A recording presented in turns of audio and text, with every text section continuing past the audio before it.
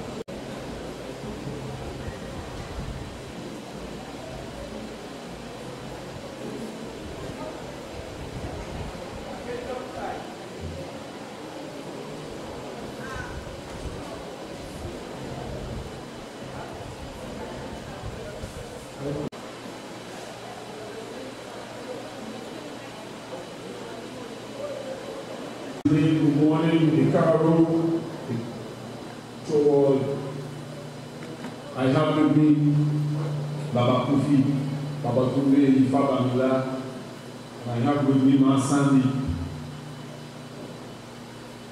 Thanks for the opportunity to come and do this libation this morning and speak briefly about some other things that concern American people here in Trinidad and Tobago.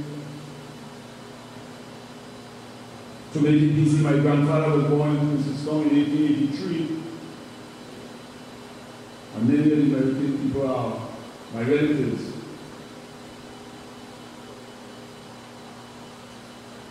Would you go to the marriage? Would you go to the marriage? Me and the day, and the parable. Why you want to come to the Lord? Aujourd'hui, on a l'esprit, il y a un seul esprit. Il y a un moment où tu vas,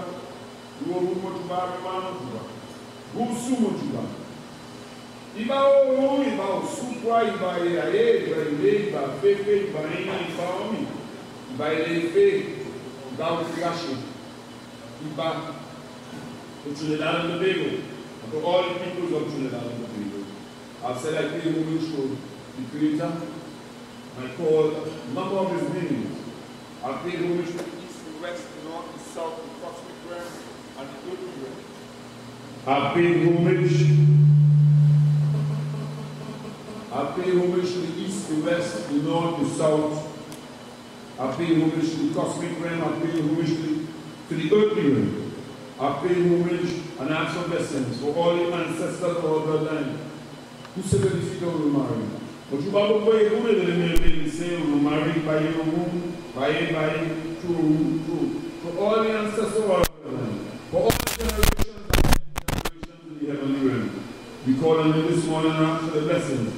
We call on them this morning and ask for the understanding and the wisdom for the decision of our ancestors to leave the United States and to leave Bermuda and come to Trinidad and Tobago, or come to Trinidad.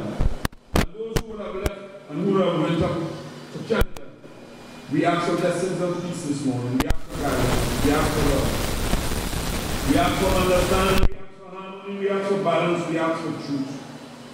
It is with humility that we greet you this morning, Spirit of our ancestors. Spirit guides friends of the angels. You have speak without looking. You have know without looking. We come and we humbly ask how can a blind man travel, or who can't hold us, or eyes can't show us things, or who can't guide us through these tracks. So we come and we give ourselves away to you, so that you may lead our eyes, our feet on our road, that we may see you, that we may walk with you, that we may feel you, for it is you that this journey begins and can happen. And we put our one, perfect in existence, perfect in character, and immortality. Spirit, keep on all elements, ancestors who have passed us way before, those upon whose shoulders we stand, we are praises and grant us your presence. For all the names of all the 749 people who came from Bermuda to Trinidad, we ask for blessings this morning. We ask for guidance this morning. We ask for long life.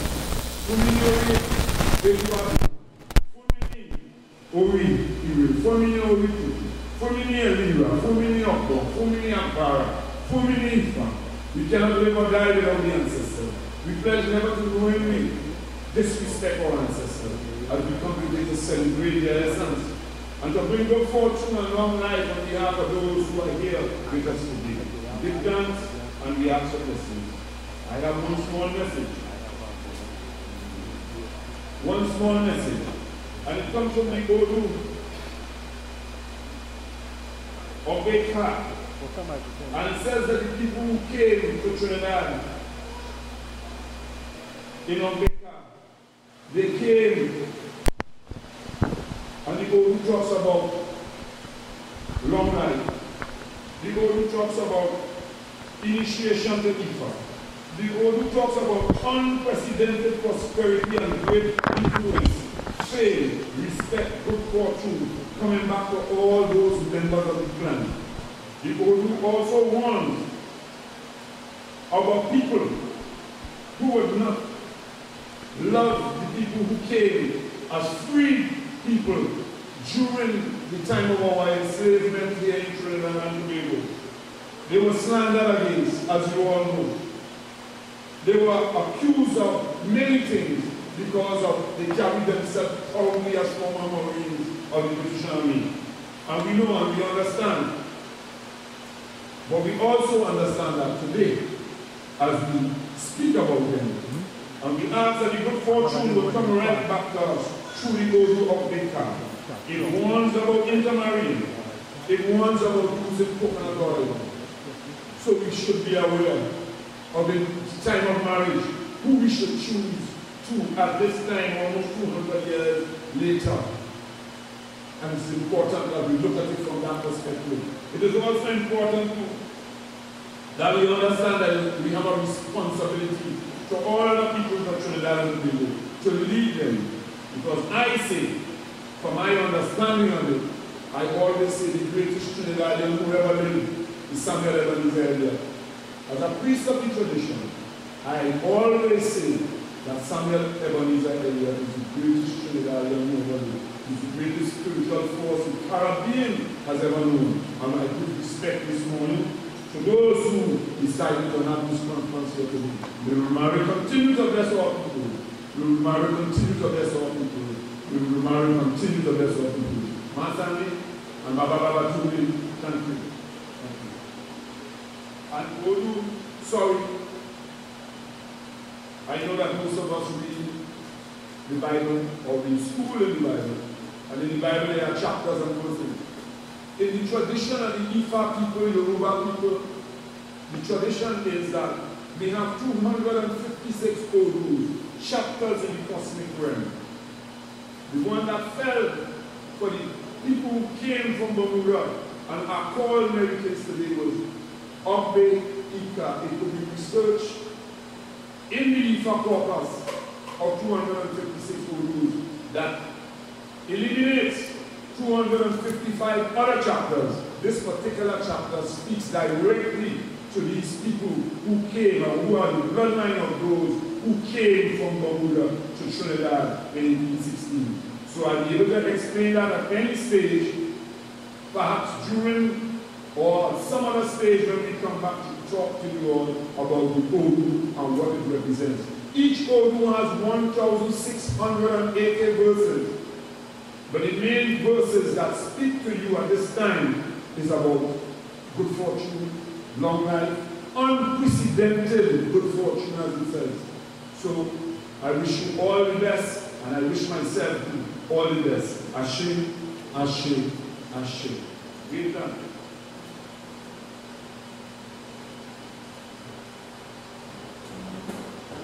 Thank you, Baba Kulani. We'd like to say, everybody can have their seats. Thank you. Sorry, thank you. We'd like to welcome everyone. Everyone here is either American, have something very special in the American community, wants to make a contribution. As people, as American people, people who are descendants, we all want to contribute in different ways. Today we'll be focused on a different aspect of American heritage, American culture. To welcome the panelists this morning is Aspusa Edwards. She'll be my co-host for today. And she'll welcome our panel. And you'd like to know what it is we're actually going to be talking about in the first segment of our symposium. Aspusa? The honorable task of introducing our esteemed panel this morning. We're going to have a wealth of knowledge here that we're going to share with you on different topics of culture, American history, agriculture, and religion.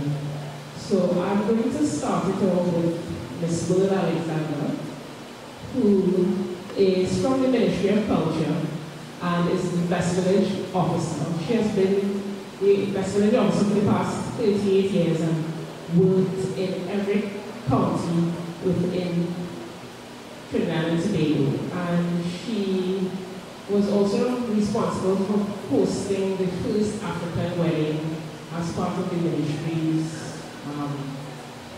projects. So let's welcome Ms. Will Alexander, who's going to talk about the West Village program.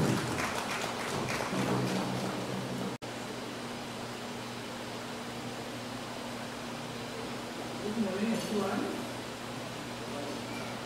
My presence here this morning is to give you the insight on the Prime Minister's West Village Trophy competition. And you know, the Prime Minister's West Village Trophy competition is really a program that started in the 1960s with the independence of Trinidad and Tobago, and it included all peoples of Trinidad and Tobago, and raising talent in every community across Trinidad and Tobago.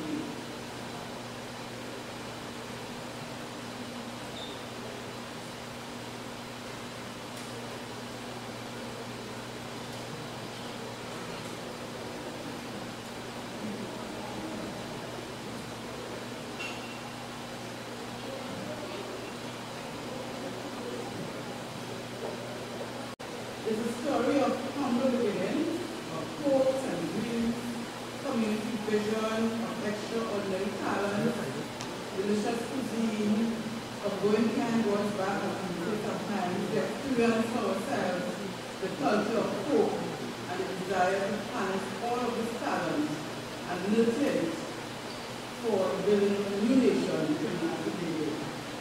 Meeting the people of its famous tour of Tobago, the late Honorable Eric Williams visited 239 visited communities in 10 months. He was searching for a new way for the country to embrace all of its cultures and people and to forge a new independent society, looking for a homegrown solution to develop a new state. by the gift that he carried home after the visit. Therefore, it is not surprising that the best village was launched with a handcraft display, and the main producers was the Tully family of Hindustan, which is part of the company villages. They showcased hats and bags and many other crafts made of coconut straws, banana straws, and among others. And these crafts went throughout the world. They sold things all over the world, made out of these materials and shipping. Thus, the Dutch village was born and conceptualized to identify and encourage talent from every village and community in the country and within the context of the indigenous craft. Indigenous tradition, to build the cultural confidence of the people for the development of the nation. The annual competition was organized at the county level. The village founded was spearheading a region in the village. Now, more of our village founded spearheading because we have so many other groups taking the village founded because of all the problems in our community. So these are some areas of the new areas of competition were added to what became known as the Prime Minister's Best Leadership Competition. Each new competition area had a specific objective of raising standards, building on talent, encouraging the folk to explore their culture, and development of human potential. Presently, the program has 8 categories in the areas of folk presentation. Now, when this program started, we just had handcraft, we tried to improve the ski band so that we win the innovation. We had learning, play, and environmental sanitation. Because of all the talent that we have among us, we have included village Olympics, a clean and beautified competition, food and folk care, and tradition of carnival, because we are using our tradition to the carnival aspect. So we have included traditions of carnival, as well as a junior level program that will include the younger ones. The increasing popularity of the folk presentation encouraged the introduction of teachers' assistants to community groups. Scholarships were awarded to promising young practitioners of the arts. At present, our final student has just completed his master's at the Patrick Lutheran College and is preparing for his doctorate. We have had the opportunity of sending some people on scholarships. Most of them are back here with us, but really hard for you to get any scholarship, so that program kind of, gone for a while. But we have our last student now preparing for his doctorate and he will us soon. Indigenous art forms languishing and dying in the village throughout the country is now underrated and revived, creating a cultural renaissance and awakening, showing the indigenous imagination and the readiness of our people of Trinidad and Tobago. We shower praises on this program for providing a stage for people of Trinidad and Tobago to develop confidence in their art forms. Over the last 5 years, though, the District of Victoria has been experiencing difficulties in attracting qualified teachers to the remote areas of the county, especially areas of Merikin Founded, like county villages. We have had real problems getting people to come to those villages to teach because of the distance, and more than that, because of the level of the discipline sometimes, we have other problems in the community. This trend is evident when one examines the level of participation of groups and communities in all categories of the competition. However, there have also been criticisms and complaints of the behavior of the people of the community, lack of discipline, poor life skills, dependency syndrome, and crime and support in the community.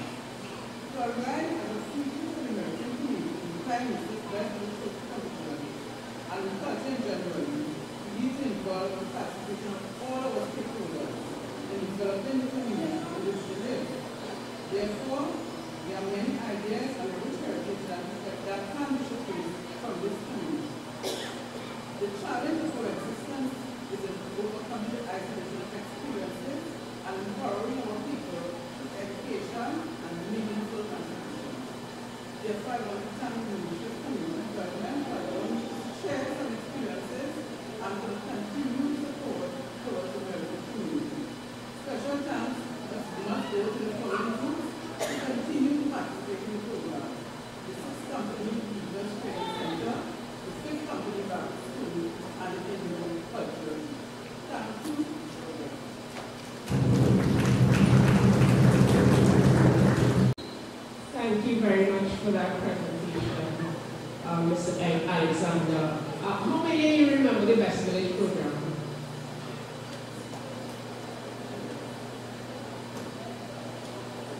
So I'm not the oldest person here, so I'm sure you already remember the Best Village program. That program to me, it just solidified that it took a village. It took a village. And I mean, I'm sure you all heard about that before. It takes a village to raise a child. It takes a village to bring the country up. So I think the Best Village program has a lot of merits, and we will now open the floor for questions from you to Ms. Alexander on the program. And she did mention getting ideas, so there's an opportunity now to ask her questions and bring up any ideas that you think that they could use. So the floor is open for questions. Any questions for Ms. Alexander?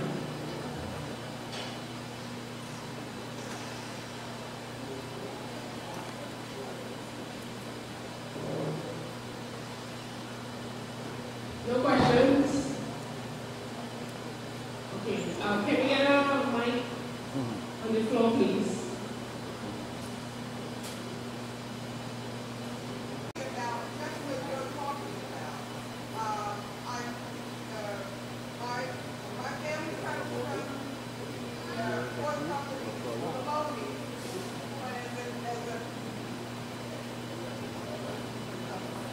At the table came from Mrs. Bannon actually about whether the best program is still active. But I just want to say this is an introduction to what's happening, what I'm going to be talking about later. And that's, as an outsider, when I came in and drove through the communities, I was very interested in seeing seeing the graveyards, the churches. I was absolutely moved by the vernacular architecture that's still standing and some people have passed away.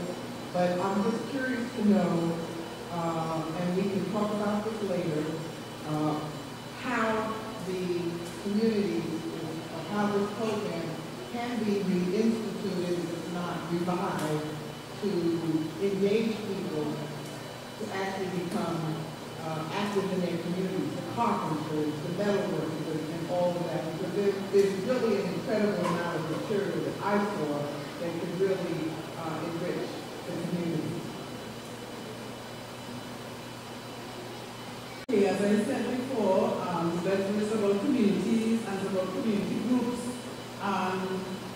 Each category of the competition, we have different aspects of the competition that will touch on. Just when we talk about the different things that we have in Trinidad that we can improve.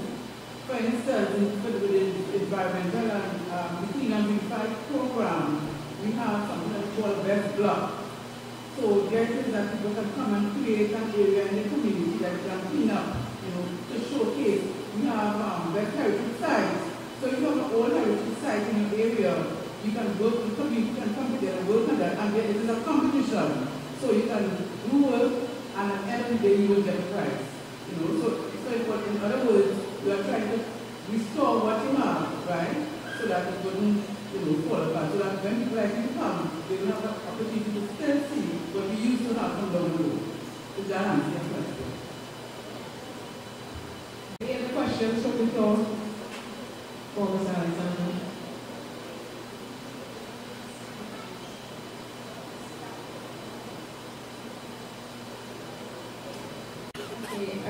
Just one question for you. I'd like to know if you're truly satisfied with the interest from the young people in the Best Village program in the company villages. Well, no, I'm not happy with it. It just shown to the young people in the company villages. But, as people move, we have a lot of migration. The younger ones are no longer interested. So we have to get them interested. We have to do something to get them interested in the program.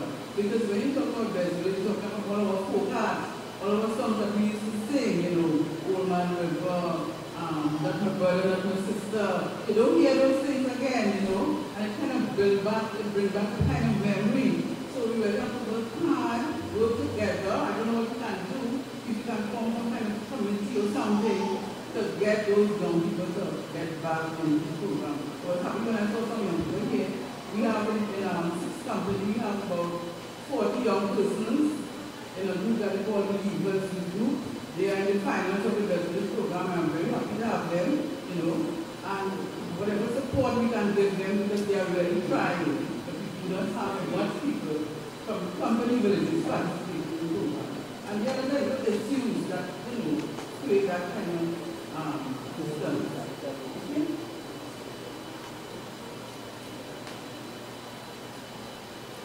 Thank you, Ms. Alexander.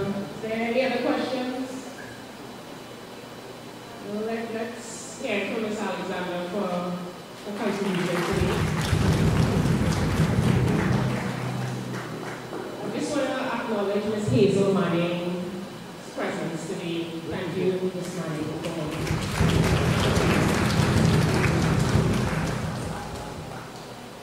Okay, so let's move right along to our next speaker who will talk about Merikin history, Mr.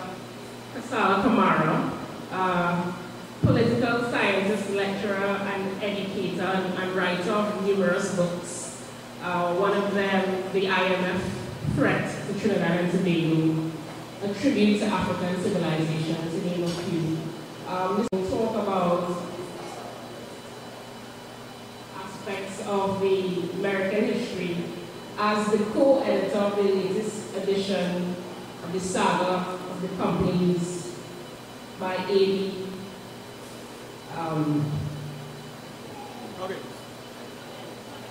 Huggins, by A.D. Huggins. So let's welcome Mr. Kamara and his wealth of knowledge. Thank you, Madam Chairperson. Pleasant good morning to all.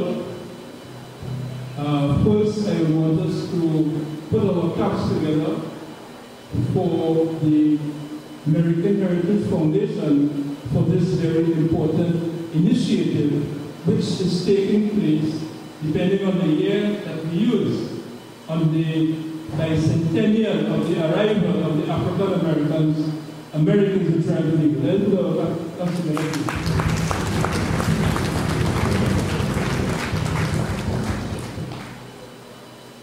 Executive officials of the Merikin Heritage Foundation, fellow presenters, brothers and sisters.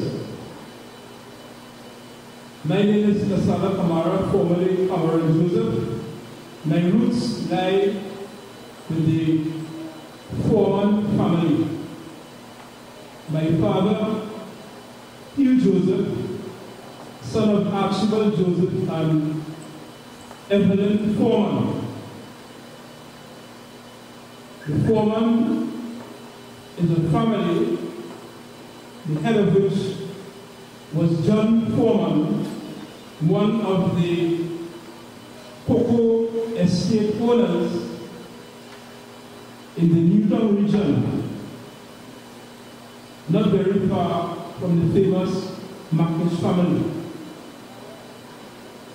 This morning, I will attempt to address certain aspects of Merikin history based on recent work which I did for the third and revised edition of the Saga of the Companies, written by A.B. Huggins, popularly known as Boise Huggins. It is important that as a community we are aware of our history, because people who do not know their history, in my view, lose direction and it affects your identity. So notwithstanding that we are citizens of Trinidad and Tobago, we need to recognize that we have an identity as people who arrived before emancipation. The first arrivals were in 1815. We had other arrivals in 1816, and the Merikin Corporation celebrates the arrival of the last group on the 20th of August of every year. Let us put our hands together for the contribution of the Merikin Corporation for the annual celebration. I would want us to recognize that our origin initially was Africa.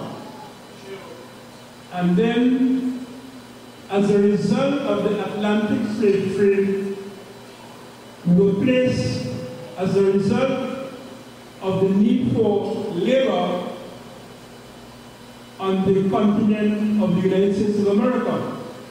And the historical records will show that many of us came from those of our ancestors, Maryland, Virginia, and other parts of the southern states of the USA. We need to put the record straight that our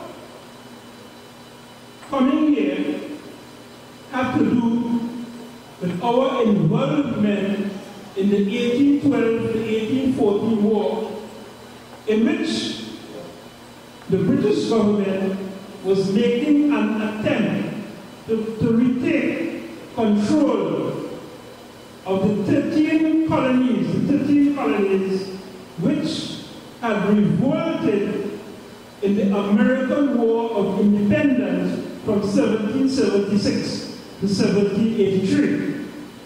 And we, our ancestors, as soldiers of the colonial Marine Corps, fought on the side of the British, primarily because they were promised freedom. So in other words, our ancestors had as their main objective the question of freedom. And we need to understand that. Our arrival here at the time when the governor was Governor Woodford, Trinidad had been captured by the British in 1797. And Trinidad had a very serious labor problem. It was grossly underpopulated, so that the British allowed this concession because they believed that our ancestors, based on their background, especially in farming, could contribute to the settlement and development of Trinidad at that time. And we need to be aware that our ancestors were granted 16 acres of land, and they pursued a policy of economic diversification, and that is a very significant development because Trinidad and other parts of the English-speaking Caribbean was dominated by what we know as the sugar monoculture, in which production, as you would say, the sugar planters put all their eggs in one basket. But our ancestors introduced rice cultivation, hill rice. The East Indian immigrants introduced lagoon rice after. We planted cocoa, we planted coffee, and we planted a wide variety of crops. So we were in fact laying the foundation for the development of the economy of Trinidad and Tobago since that time. We speak about independence. And we need to know that one of our ancestors, as early as 1887, introduced an initiative for self-government as early as 1887. The point I am making is that any serious discussion on the independence of Trinidad and Tobago has to begin with the initiative of one of our ancestors from 5th Company Village. I'm saying that is what we need to do. I would like to make a very strong case for the introduction of Merikin history in the curriculum of the schools in Trinidad and Tobago. We need to stop being fearful.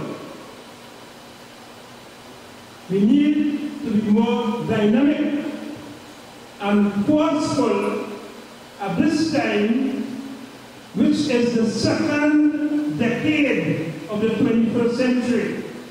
For those who are not aware, Africa is on the rise.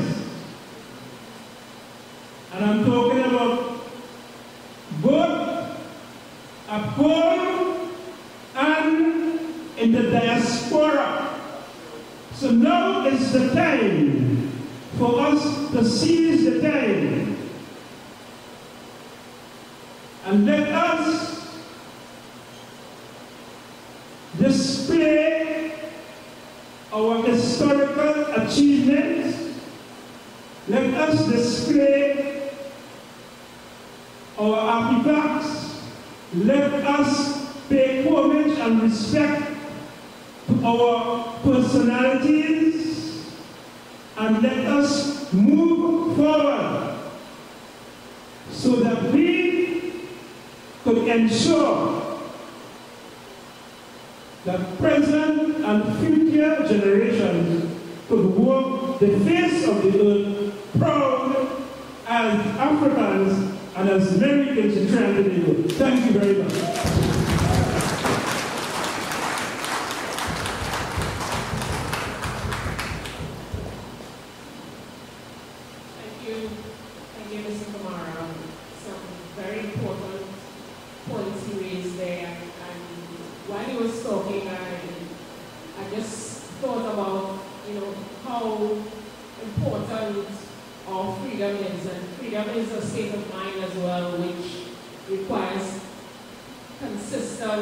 Acts of courage, and we have seen, thanks to this Merikins Symposium, that our ancestors were actually very, very courageous, and we need to remember that. And once we remember that, I think we will change the way we think. I want to now open the floor to any questions, Mr. Kamara. We can take a couple of questions.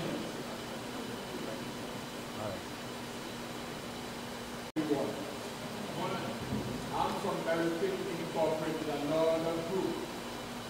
What I find in the company village is that very little attention has been paid to such a rich cultural history.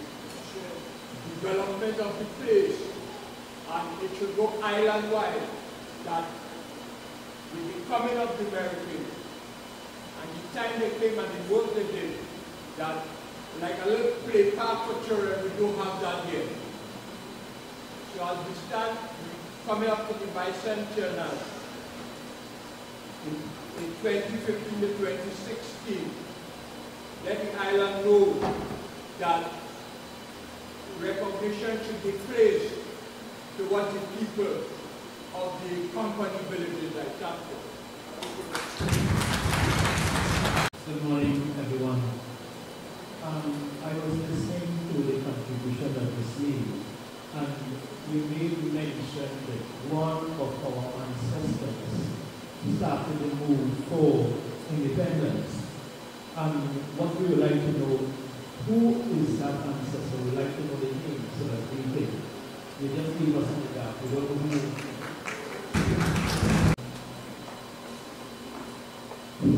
Thank you very much. I'm reading from the Saga of the Companies, page 222.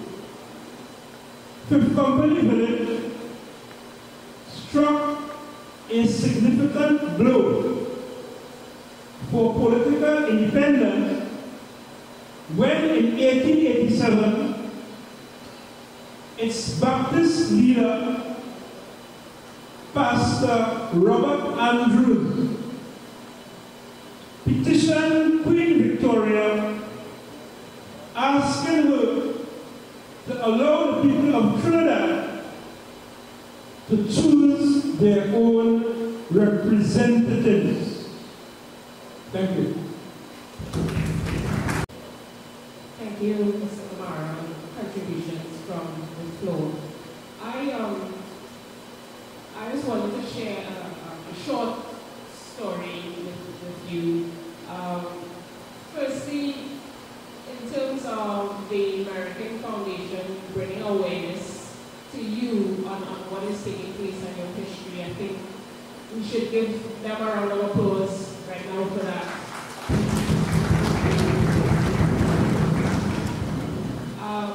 And do not devalue what is being done because it takes time. It takes time to rebuild and it takes time to get people on board. So I know we want things to move fast, but it really is a process. And why I say that is that I was just working, I just recently came from working in East Africa on the border of South Sudan and Uganda. And both areas, South Sudan and Gulu and that area, has been in a civil war for the past 40 years. In the north of Uganda, the war ended in 2005. And what struck me being there is the resilience of the people.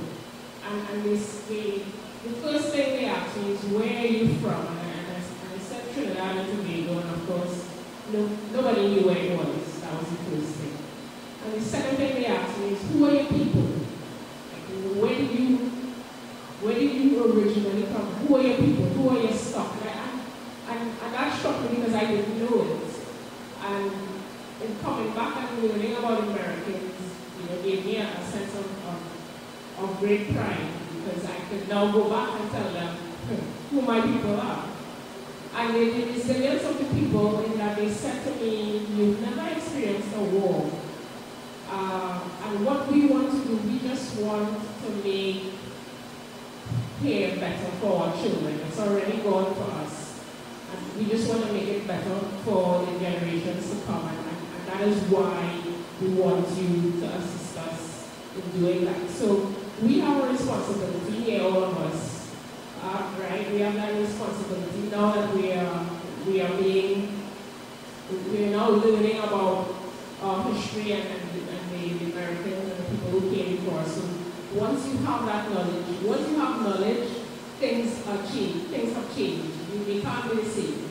So we have that responsibility to make things better and make our children aware of our rich heritage. Something I didn't know, I just learned here that somebody in the Merikins advocated for independence, and that's something really rich and historical that we need to know about. Thank you, Mr. Kamara. I will now invite Mr. Thomas Sotilio to the floor. Mr. Sotilio was the Director of Adult and Continuing Education and Director of Operations of the Medgar Evers College, City University of New York.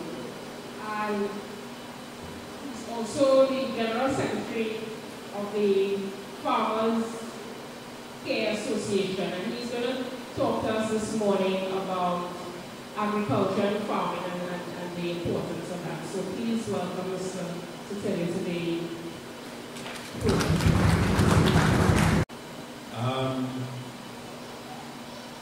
I have to be thankful. I have had good professors through my time in school, and they all did me a whole lot of favors. This morning, Professor Tobago did me a favor again. Maybe I should go back to school. He delivered my entire presentation on agriculture. But let's do a little overview. Agriculture with Merikins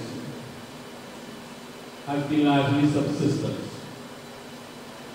When which grew and so on the cocoa and we got better opportunities in the oil industry, all of our ancestors left.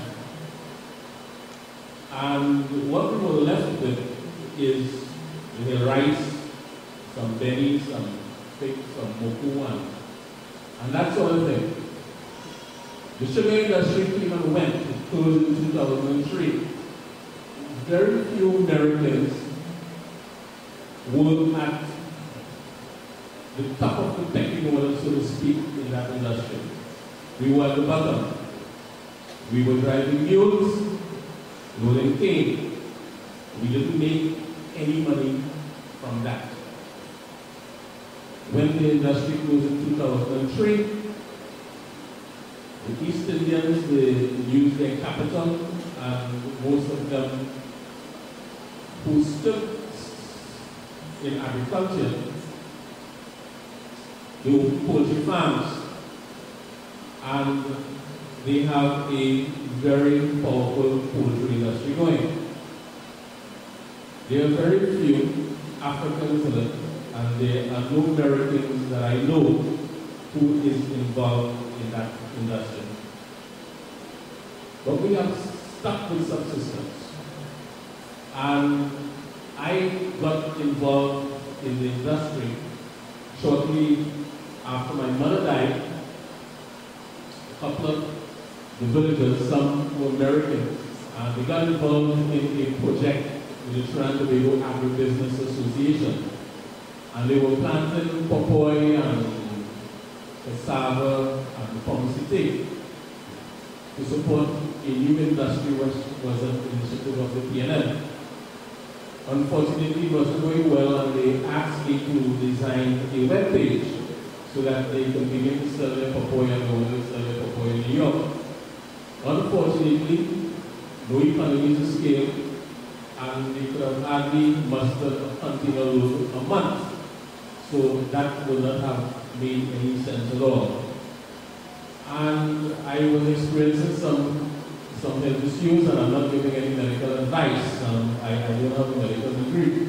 My cholesterol was to the sky, and I thought, this sedentary lifestyle wasn't good enough, and I said, enough with QE, I'm coming home, and I started cutting on the land and getting involved. Because I saw billions of dollars in a food industry. And anybody who wants to dispute that can go to the CSO website and look at data prior to 2010. Because after 2010, the data has been skewed a lot. And you will see that there are billions of dollars to be made in food production. So we got together, and I made sure that all Americans were involved, and 120 of us organized, and we got a memorandum of understanding from the Tobago Agribusiness Association to plant vegetables. I can tell you here today that not one kilo of tomatoes was planted because the Tobago Agribusiness Association squandered the opportunity under the PNM administration. And at the time when I was ejected from the annual general meeting, the Tobago Agribusiness Association had spent over $400 million of our taxpayers' money. The 120 farmers which I was associated with had put significant amount of cash into it, including myself.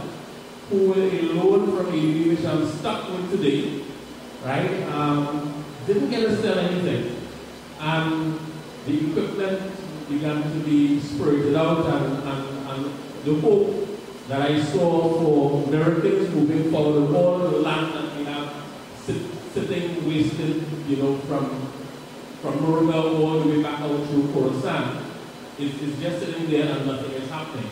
And in fact, I'm saying to people, be very, very cautious if, as Merikins, you're getting into agriculture, because there is no knowledge in that industry. None is being used.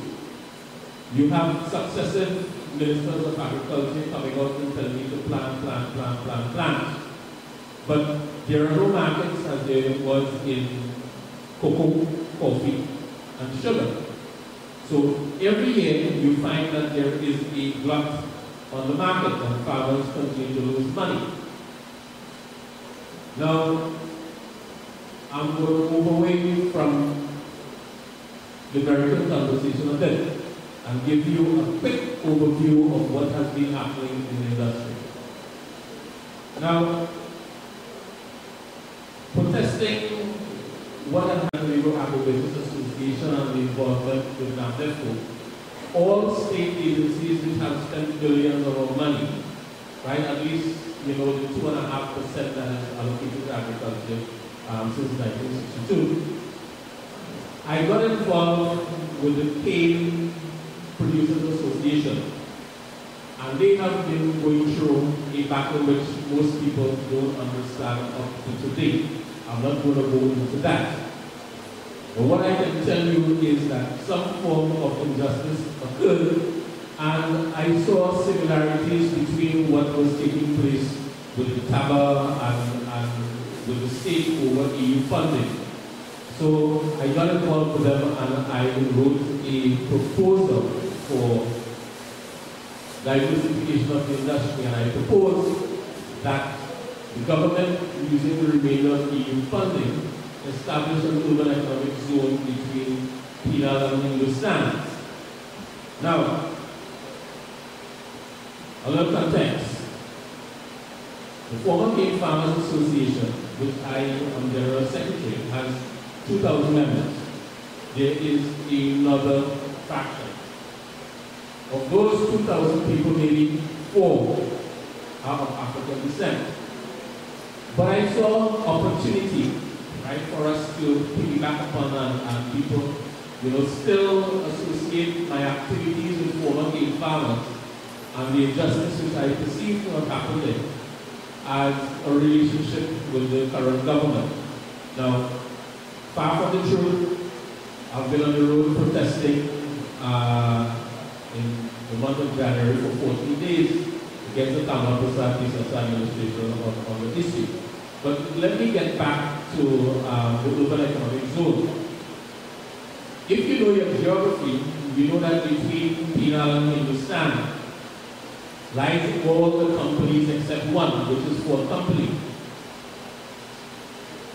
My proposal intended that the lands which were owned by Merikins would become productive.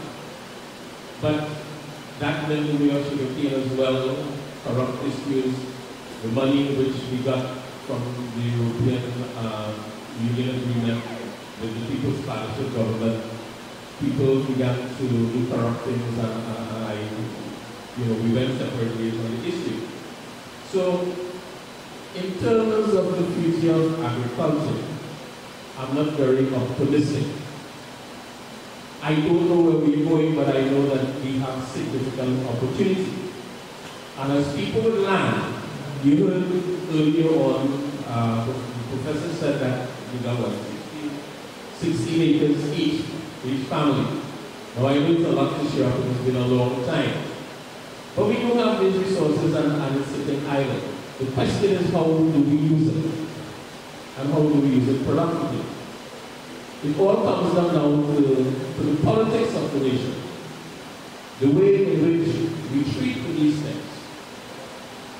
And I am saying this because every single time that there is an initiative it comes from the state. It's all political. And usually at some point during that administration, people change direction. And when they change direction, very little consideration is given to the investment that you, the entrepreneur, will have made. And that money is usually lost. So for these reasons, I'm saying be very, very careful about how you go about doing your business.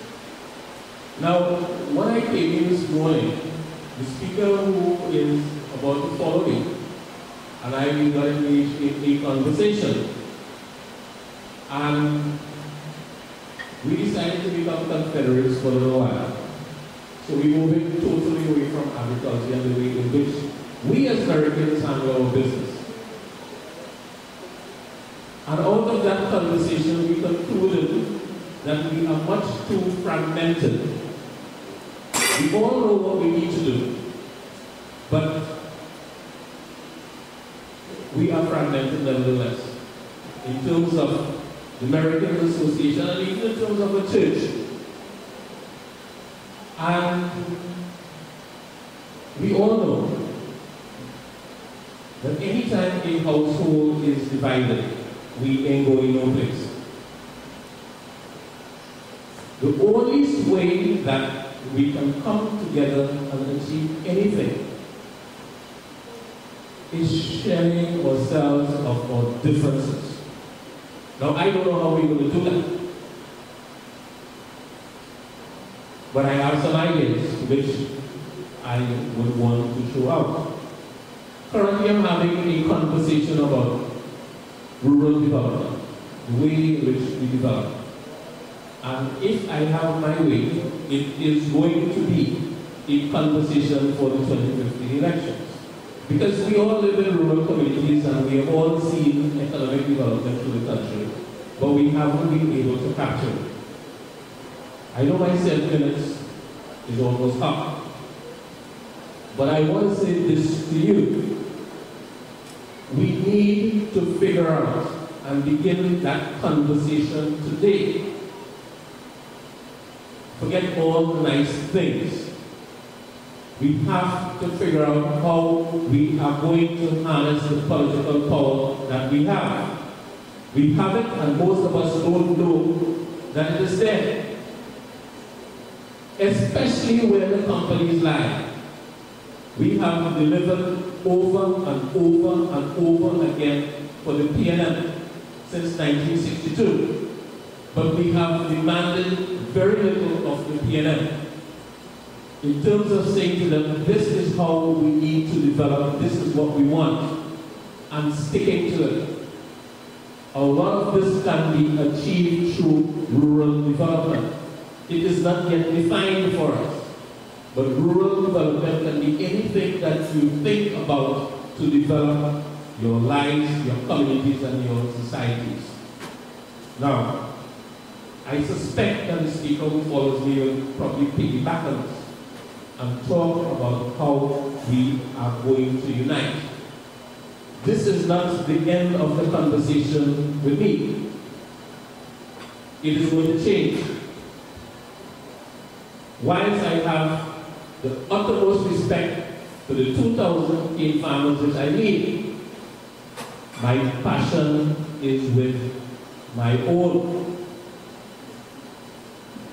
When are we going to accept honest and legitimate leadership that is going to pull us together? I will say no more at this point, but I want you to remember me. So, I brought you a gift. On each table, there are some seeds. And when I'm done telling you about those seeds, I'm going to sit. A friend of mine brought 12 seeds from Africa. He gave me 4, he kept 4, and gave 4 to another friend. He said to me, all he knows is that it is a boni, somebody gave it to him, and they said that it is purple. The seeds that he kept, they all died. The seed that was given to the little friend all died. And the 4 that I got survived.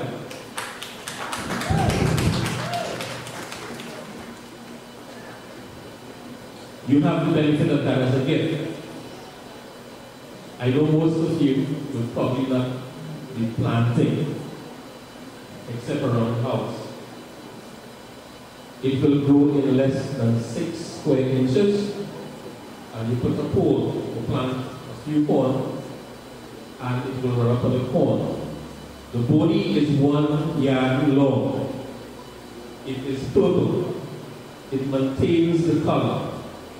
When you cook it, it is not like the body you would buy here on the market. It is firm. If you put curry, you will smell it, you will not see it. So as these seeds grow, and trust me, every single one of these will, I took great care in preserving it.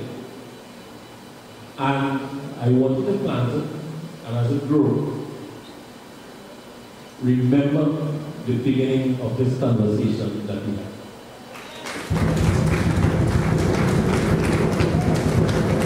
Thank you, Mr. Sotelo. I think we just got somewhat of a wake-up call. I think we need to leave here with some level of discomfort, right? Come out of our comfort zone to do something. There's a reason why we're talking about building up villages and rural development. There's, as Akila just said, Merikin business is our business. So thank you, Mr. Sotelo, for that big point. I'd like to call to the floor now Professor Denise Martin-Thompson. Questions, okay?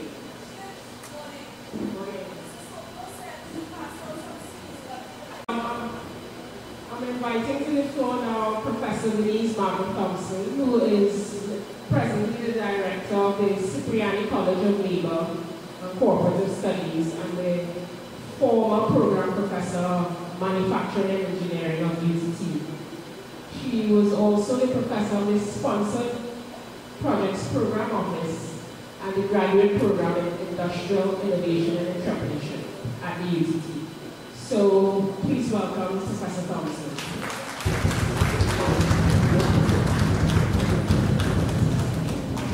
Very much. Welcome. I'm told I have 10 minutes and I have 20 slides and I have some of my colleagues from Cipriani just out there waiting to talk to lots of us about educational opportunities to Cipriani. But today I want to talk just a little bit about what we could be doing as Merikin descendants, as Merikin communities for creating wealth. So unlike my brother just before, who said be cautious and careful about agriculture, I am a registered farmer, and part of what I'm doing these days is encouraging people to move back into agriculture. So those of us with a history of and who have abandoned our cocoa estates, I am suggesting there are significant opportunities, and at Cipriani College of Labor and Cooperative Studies, we stand ready. Mr. Salino, who's helping us with the slides, is my head of Cooperative Studies at Cipriani, and we are willing to come into the community and work with you to develop businesses based on cooperative principles for education, etc. So no matter where you are, and Cipriani is a school that caters to working professionals, adults.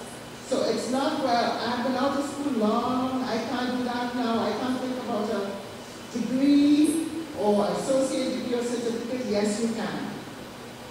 And you can say, well, I didn't get all my O-levels or paid for, and Cipriani says, yes, you can. We will work with you wherever you are. So very quickly, I want to talk a little bit about cooperative businesses and wealth creation for Merikin communities. I'll very quickly talk about the principles of cooperative businesses, the impact and potential for wealth creation. I'll talk a little bit about a cooperative business I'm involved with, building a chocolate factory for Trinidad and Tobago. So we're not just producing the best beans in the world and shipping them off to Europe and re-importing fine Belgian and German and French chocolates and paying 200 times the price for it. But we're building businesses that create fine chocolates and soaps and spa products here in Trinidad for the world. So that money, the value that we create, we keep here. And Brother Sitanio, I say yes we can. Yes we will, and more of us need to start doing that. And then I give a quick thing of what Cipriani is prepared to do to help in that. So we can talk about what they didn't do or what hasn't been done, etc. And I know Cipriani is 50 years old come 2016. And we're doing new things, and as an educational institution, we're ready to work with our communities for building capacity and building consciousness and actually creating wealth. So, what's a co-op? Any enterprise collectively owned, democratically controlled. All of us. We can start co-ops, and I know we Americans have started credit unions, we've started family cooperatives, we need to start more. What are the cooperative principles? And there are 7 principles. Voluntary membership. Nobody can hold a gun to your head and tell you, let's form a cooperative. You choose to do that. In Europe making decisions for us. Not someone in Port of Spain making decisions for San Fernando. Not someone in Kingston. But we, the members, make decisions ourselves. Economic participation, it means it's money. We create the businesses, we create the wealth, we turn that money ourselves. Autonomy and independence, we make the decisions. Education, training, and information. We provide education to members so that the business, the cooperation, grows. And then we do this cooperation among the cooperatives. So one cooperative helps another cooperative, etc. So right now, we're doing registration at Cipriani in Palisade, and I sent out to SOS yesterday. We need some agricultural cooperatives to provide fruit, Portugals, etc. for students coming in to register. And I hope, because of cooperation among cooperatives, that can happen by the time we get back up to Palisade. I'll tell you about it. And then the concern for community. Cooperatives, one of the principles is that you're ingrained, you come out of the community, and the benefits go back to the community. So the profits, and we're not afraid of profits in cooperatives. We're businesses. We plan to make profits, lots of it. But the difference about it is that, which is the next slide, the cooperative difference, is that those profits go to serve members' needs. The profits, the surplus, do not go into some shareholders' pockets. So the obscene profits we heard, and I think I own Republic Bank shares. But did you see this week how many billions they made in Trinidad in profits? And how many of our credit unions are we involved with, which are financial cooperatives, where those surpluses go back to the members? Big difference. And we're not as involved in those as we should be. And us, Merikins, and I'm a descendant, direct descendant of 2 branches of Merikins, not enough of us involved in business. And yes, there will always be risk. You have to take calculated risks. You do the research. You start those businesses, and the profits come back to us. Don't be afraid of risk. And at Cipriani, we teach you how to calculate the risk, how to make informed decisions about that. Different set of values. Cooperative businesses are based on self-help, self-responsibility, democracy, equality, etc. We do it ourselves. We make the decisions, we pocket the profits. A different control structure, each person, each member has a vote, and a different allocation of profits. Those surpluses go back to the community. They don't go outside. And there are different types of co-ops. Financial co-ops, cooperatives, which is what credit unions are, producer cooperatives, agricultural cooperatives. I'm part of a farming and manufacturing cooperative, and I'll tell you a little bit about that. Worker co-ops, which is what unions are, and at Cipriani, train people. And sometimes, you know, today, the unions get a bad rap. Let's call it industrial relations. And I trained engineers for the last 8 or 9 years at UCT on taking their research and forming businesses out of those research projects, etc. We have a lot of resources, but we let them lie fallow. We go to university, we go to college, we go to high school, we invest academically, and then we don't use it. And I would suggest there are ways in which we need to leverage those academic resources into commercial enterprises. And I know it sounds like a story now, at Cipriani we teach you how to do that too. Alright? How you develop a co-op? Come over to the table there, give us your name, we'll send you information. We will, if we have enough people interested, we will come into the community and do certificate programs that right now the government funds 100%. Yes, Mr. Sidney, no. But not enough of us are taking advantage of it. So if you could get 20 people together interested in doing a certificate course in industrial relations, in human relations, in cooperative enterprises, in business, etc., we will come into the community and do that with you. And then you can move on into degree programs from that start. We do the 10 Saturdays, which you'll have to pay for. Government doesn't pay for that right now. But from the certificate program, government pays for. Not enough of us taking advantage of it. Significant advantages for members. I spoke about that before. But bigger than that, what cooperatives do for communities. Again, because it's a group of people with the same values coming together, in community, it builds community where we are. So everybody doesn't have to leave fourth company and head to Port of Spain to find a job, because you create jobs in fourth company, and you create jobs in fifth company, and you create jobs in Maroon, etc., right where you are. Not just creating jobs, but creating wealth, money. And it's not a bad move. All right, so let me tell you a little bit about the company I'm involved with. It's a Caribbean Fine Flavor Cocoa Company Limited. Yes, cocoa. I'm a registered cocoa farmer, and I haven't started replanting mine, but for the last maybe 5 or 6 years, we've been working throughout the region in helping farmers rehabilitate cocoa estates, bring them back into production, etc.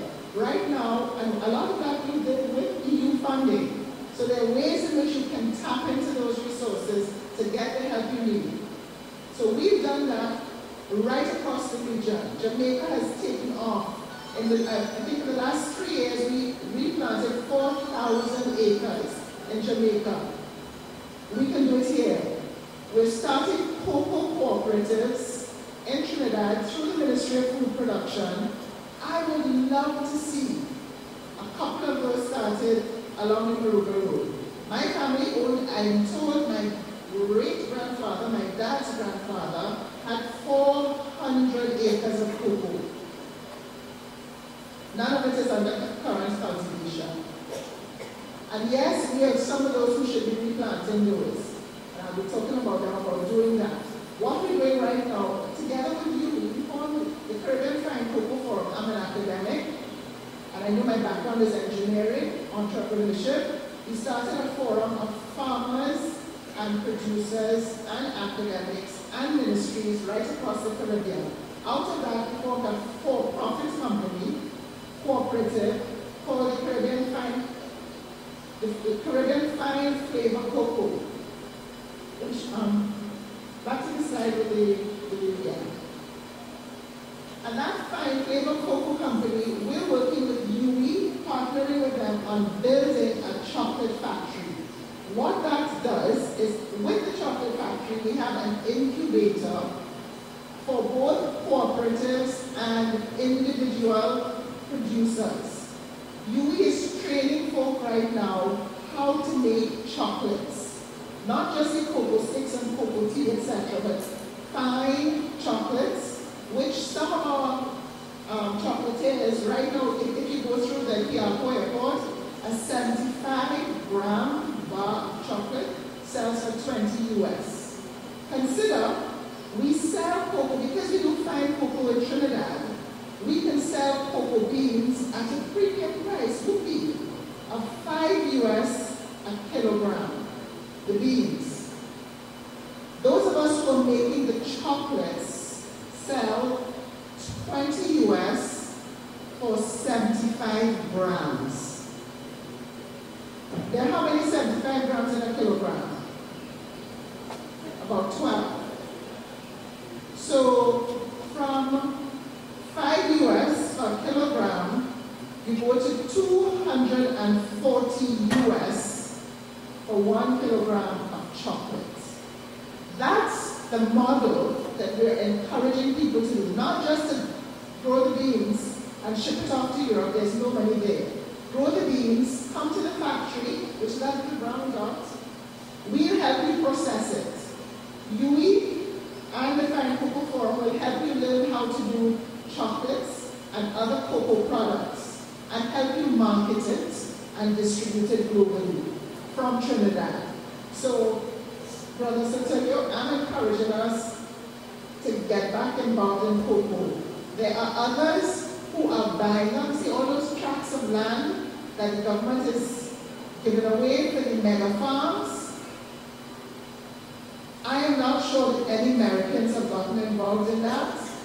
They're replanting cocoa. Our lands have been leased to them, our lands have been given away, sold, etc., at a terrific rate. Not enough of us involved. So I would encourage us to be involved. What is the business? The next one. The processing facility, commercial scale up of new cocoa products and markets, food, drink, health products, car products, etc., made from cocoa. So not just the beans, but going to the manufacturing part of it. We're helping to set up cooperatives of folk who together will begin moving into not just planting, but the entire value chain. So you plant, we help you process, we make the products, and we sell internationally. We started doing it, not enough of us are involved. Some of the things we've been doing, next slide. For the last 5 years, we've been helping farmers in communities learn new techniques of growing. You don't have to plant a cocoa tree 12 feet apart anymore. We're doing them 6 feet apart. We keep them to 10 feet high, no higher than 10 feet. We're forcing the beans to grow along the stalk, so it's easy to pick, etc., etc., etc. Come talk with us about it afterwards. Some of the global market trends of what's happening with cocoa.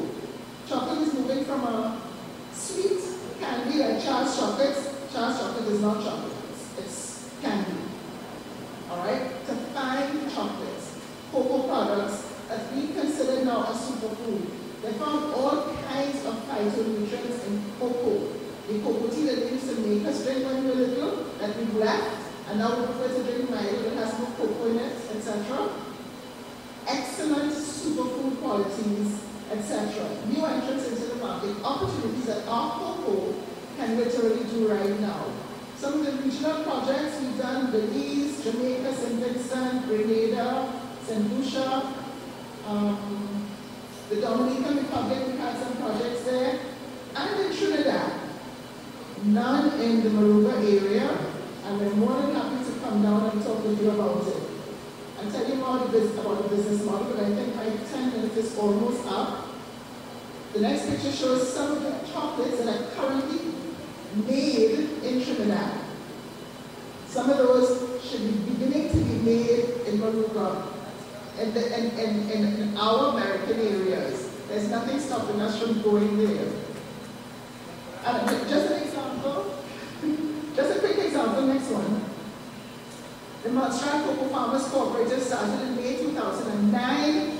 For the 2012-2013 crop year, they processed and sold 60 megatons of first-grade cocoa. I would love to be able to report in 3 years that we're doing the same in this area. Why Cipriani? There's really nothing stopping us than our will. And I know cocoa takes a lot of care. We've developed economic models of how you intercrop cocoa with other crops so you continue to make money as you go along. Why Cipriani? Cipriani happens to be the regional leader for cooperative education, including degree programs. You go from nothing, we'll take you from wherever you are and work with you right up to a bachelor's degree, and people have been asking us to move on to the master's, and we're considering it. But we need more people choosing to look at some of these studies. Outstanding team of folk at Cipriani. I can't say enough good things about them. Collaborations with cooperatives, because we build cooperatives, we study cooperatives, we work with you on developing those. And now is the time. The market, cocoa is touching the highest ever prices in history, and we're not involved. Some of the programs that we do at Cipriani include industrial relations, labor studies, cooperative studies, security administration. My time is up. My time is up. Security administration, project management. Okay, lots of things we do at Cipriani, more than just cooperative studies and labor studies. Please check us out at the table. Quite a few of my colleagues are here with us. And the last slide. We do want to work with Merikin communities on developing businesses that create economic and social wealth. Thank you, Professor Thompson. Are there any questions for the professor?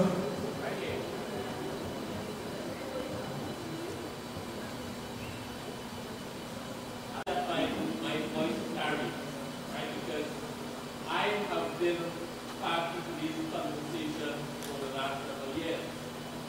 Now, thank you. That was it. All right, so can you hear me in the back?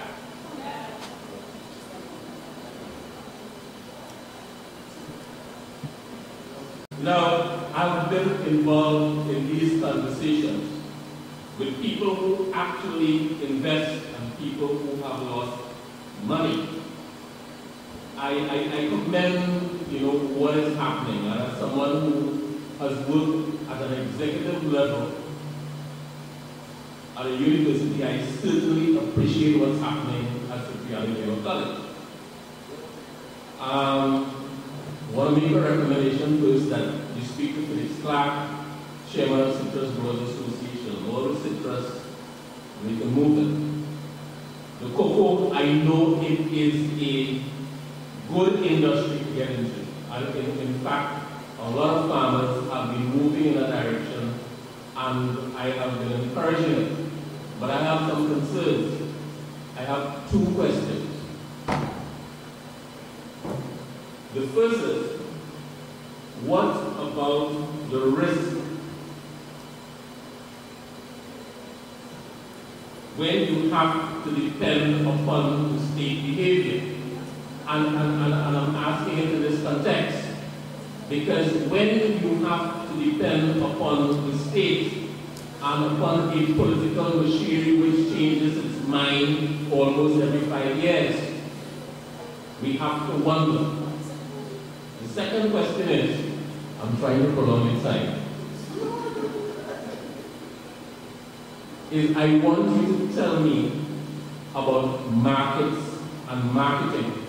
I know that the Swiss and the Belgium and even the Americans, they have the market corner.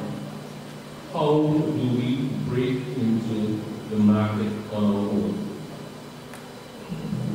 Thanks for those two very good questions. So what about the risk? Business involves risk. 80% of businesses started in general fail within the first 5 years. But that's for businesses that do not have the benefit of inputs like training, like programs like education. The risk is never removed because then it's not business. But we're not afraid of risk. We're not gamblers. We're not just going to throw money off of anything. We do research. We take what is called calculated risks. There are always risks. You reduce the risk of failure by getting information and we're taking informed risks. The question about what's happening when businesses depend on government. I don't think anywhere I've said that we're depending on governments for anything. That's exactly the point. When you create a business, your market, your consumer is not the government. Your consumer is the market. The market decides.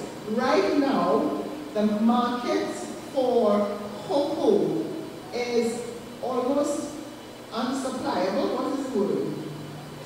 Whatever that correct word is. Trinidad and Tobago, there are 15 fine cocoa producing countries in the world.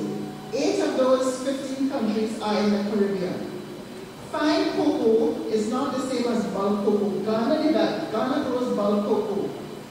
When they call our cocoa flavor cocoa, they buy our cocoa to flavor the bulk cocoa, which is why we get about 2 to 3 times the price of bulk cocoa. So when they tell us they're giving us $5 US a kilogram, the regular price of cocoa is $1.50 to $2 US a kilogram. But because we're producing fine cocoa, they pay us more for it because they want it. The market is there. There is nothing about marketing cocoa that's difficult. We've been taught to think that somebody has to market it for us. There's nothing about marketing natural gas or petroleum that's difficult. But we give all of that, and I'm not into politics, to BP. We've asked BP to market our cocoa or petroleum and our gas for us. Do you know where the money is in natural gas? It's in the marketing. There's no money in pulling gas out of the ground. The money's in the marketing, and we've been taught to believe there's something about this marketing that we can't do. And I would suggest to you, sir, there is nothing about marketing that we cannot do. We have the expertise, we have the experience, we can do it. That's where the money is. We do not have to depend on government to do it for us. And the laws are now changing. You talk about the cocoa board. It used to be that you could not sell your own cocoa internationally. The Trinidad laws are changing very rapidly. What the chocolate factory does is, while they're deciding to turn it on its head, to change the laws, you're not selling your beans to anyone. You're processing the beans yourself. The factory provides the equipment to allow that to happen. We're not buying the beans from you. We're providing time, space, we're training you how to do it. We'll do it for you on processing your beans, and then the cocoa mass liquor that's produced, you can choose to market directly, and the market is there for it, or you can choose to go downstream and do products. So, in a not so short response, we take the government out of the equation altogether.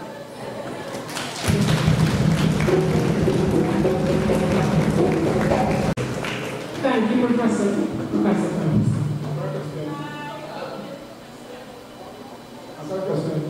We'll take one last question. In Trinidad, what about the health perspective, health area, in terms of benefit with our Trinidad cocoa?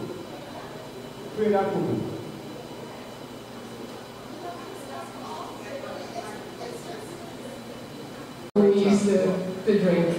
We have to quickly move on, so I'll take one more question from the floor here, and then we will wrap up. Go on the podium, please. Hey everyone, and thanks for the presentation. I was really delighted to hear the last presentation because I've been speaking to my mother about getting into cocoa, basically for chocolate as well. So we speak more about that. I just wanted to know if there's any research or anything going on with respect to coffee. Okay. Okay, fine. And before I leave here today, I'm just piggybacking on something that the previous speaker mentioned. I'm aware that there's several Merikin groups, and I'm wondering at the end of this symposium if at least we can have something definite in bringing all of us under one umbrella.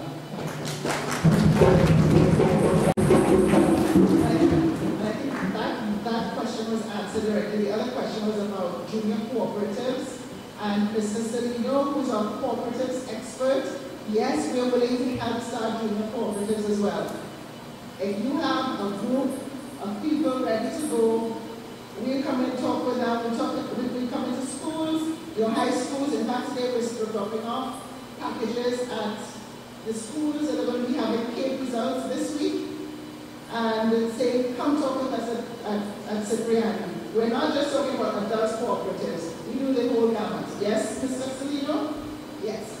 Before you leave, just one more about this. Listen, I just want to find out, have there been any testing of the soil, especially in the area of not 6 acres of those acres of Merikins? There's soil testing going on over the entire country right now. In fact, part of what Mr. Salino just came out from a training in Antigua from the World Intellectual Property Organization about how we develop geographic indications, because cocoa is very responsive to soil type, to the other kinds of atmospheric conditions, etc. And yes, soil testing is going on through the University of West Indies Cocoa Research Center and the Ministry of Food Production. The research division at the ministry is right now doing that. So if they haven't come to your area, come talk to me and I can get the word out to them.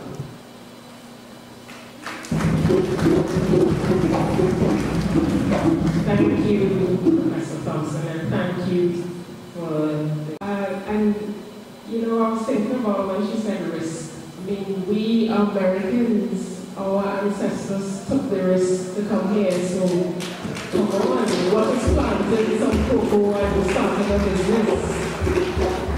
198 years in Trinidad after the war, and what?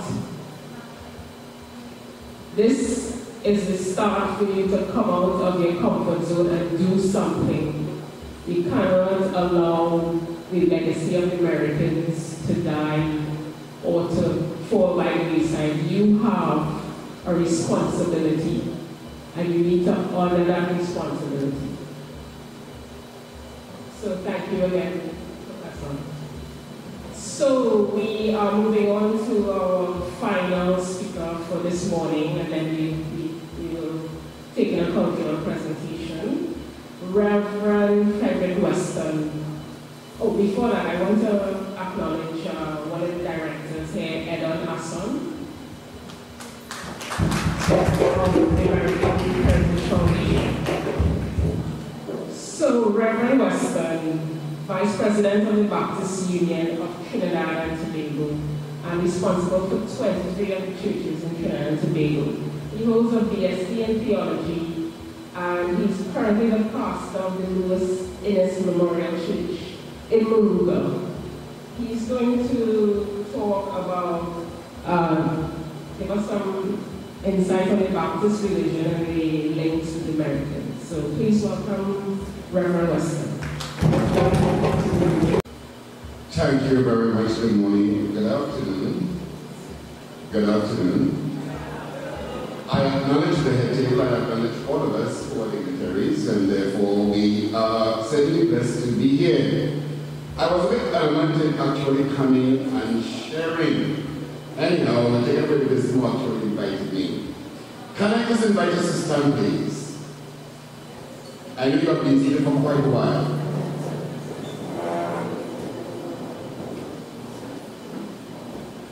I am a child of God. I am a child of God. Ah, Jesus washed my soul in the. I am a child of God. I am a child of God.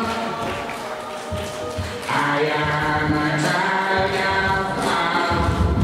Ah, Jesus washed my soul in the cleansing. I am a child of God. I am a child of God. Ah, Jesus washed my soul in the cleansing fountain. I am a child of beautiful. You may be seated, please. I actually wondered how it is that those. And one thing that I've come to realize is dive into the grace of God. And the grace of God continues to be sufficient for all of us. And nothing or no one can take the God that is within all of us. Amen? Beautiful. So therefore they came, and therefore as they landed, yes, they were given their task, they were given whatever was before them. But they embarked upon this expedition with hope. And therefore they were resolved that they were going to make it come what may. They are our foreparents. And regardless to what we are called, regardless of our identity, one thing we need, and therefore this is what I will emphasize on, one thing we need to know is that they came with their God. And therefore this came in the form of their religion. Let me give us a simple definition for religion, which is man's search for God. And when man finds God, that's it.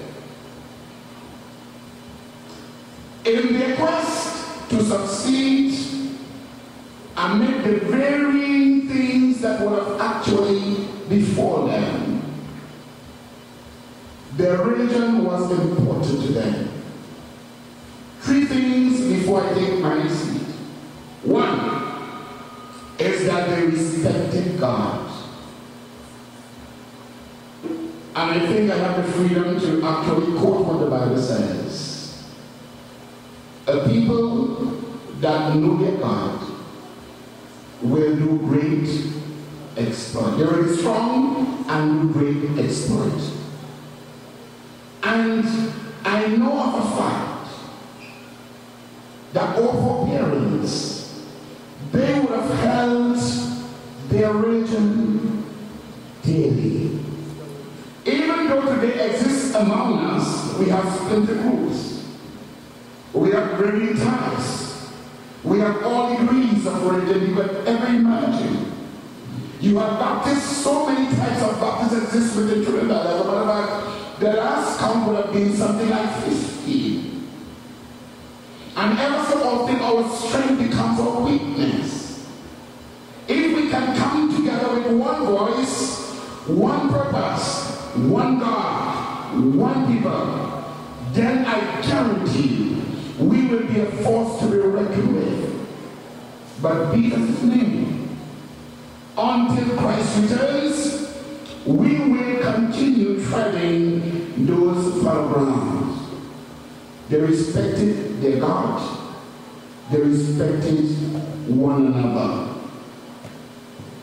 They had a daily. As a matter of fact, during the brutish mentality that existed then, the only thing that would have actually brought them comfort is when they came together for fellowship. they actually renewed themselves. They were rejuvenated through that medium. So therefore we need to understand that yes, religion played an integral part in their survival. So one, their religion. Two, their religion become relevant. I can say today how relevant is your religion or what you believe. You see, what you believe does not matter. It's how you live out your belief. They chanted every moment. This was used possibly as a form of communication. As they engender within their system what they believe. And therefore they knew that the God that they serve will not and cannot let them down. The whole day, it is something that they perpetuated to their generations ahead. And let me reiterate that. It is something that they perpetuated to generations to come. I always tell people I'm Baptist. And I'm proud to be Baptist. I will say again, I am Baptist and I am proud to be Baptist. There are certain beliefs that Baptists hold to and hold fast to. First and foremost is that the Lord will use the people, Baptists are people of the Word. And therefore we need to return to be people of the Word. Regardless of what surface, we must learn what it means to cultivate that belief. We must know what it means to actually extend it beyond what we actually come and actually what we see. We need to know what it means to cultivate something. That's what the Word of God says. We must be people of the Word. Let me remind us that the more of God is the less of me, and the less of God is the more of me. Your religion must be relevant. If it is not, then I answer 3 simple questions. Why should your friends worship where you are worshiping? Why should your family worship where you are worshiping? Why should the public worship where you are worshiping?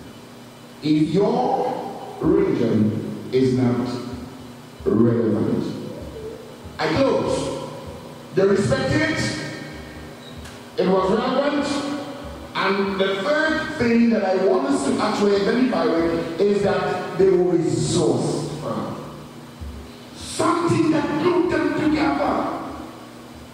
Was it a chant that they chanted? Was it a hymn that they sang? Was it a prayer? Prayer would have played an integral part. And I always tell people, and therefore I'm not actually praying something that I perpetuate something that I know and therefore something I believe in. That Baptists are people that knows to pray. We can put our hands together for that.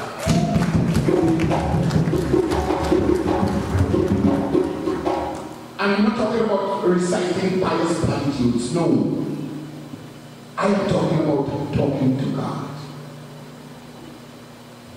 I say to us today, if you know that prayer works, why do you do it the least? That, and it continues to remain the resource under which the Merikin Foundation ought to be established.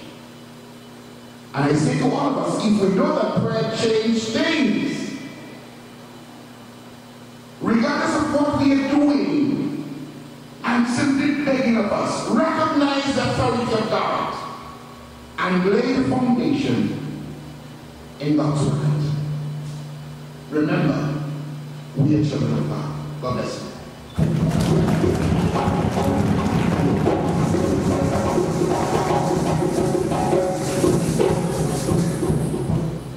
Thank you, Reverend. respectful, relevant, and resourceful. Thank you for that. That resonates with me a lot, and I hope it does resonate with you. So now we will move on to an exercise that Akila will be walking through the audience and identifying your Merikin heritage. Over to you, Akila. This is not part of the program, but I thought, we needed a little bit of, fire.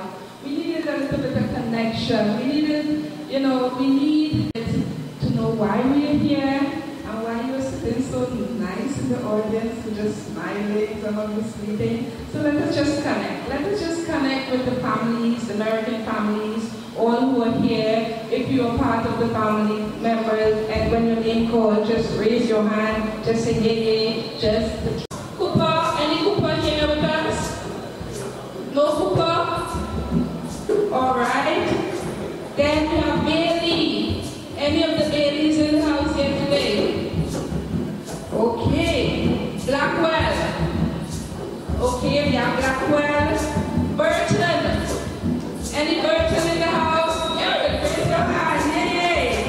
Yeah. Dixon. The Dixons. Dixon. All right. Dunmore. Any Dunmore with us today? Okay. Dunton. Yes, we have Dunton. Elliot. I am Elliot. Yes. Floyd. Okay. Floyd. Foreman. Any Foreman? Okay. Fortune. Right, we have Fortune here. Gibson. Any Gibson in the house? Alright. Hamilton. Right, we have Hamilton here with us. Hadlin. Any Hadlin? Okay. Hadlin. Huggins in the house. Woo! Alright. All right, Jackson. Any Jackson? Woo! Jackson. McLeod. I am McLeod. Yeah. Melville. Any Melville in the house? Okay. Macnish. With Macnish. Okay, right. Woo! Alright, yes. And we go on. Richardson. Yes. Mitchell. Ransom, yes. Loney in the house. Okay. All right. Saunders in the house. Right. Seaton. Any Seaton here? Okay. Smith. Okay. Taylor in the house today. All right. Then we have Teasdale family. Okay. Thompson.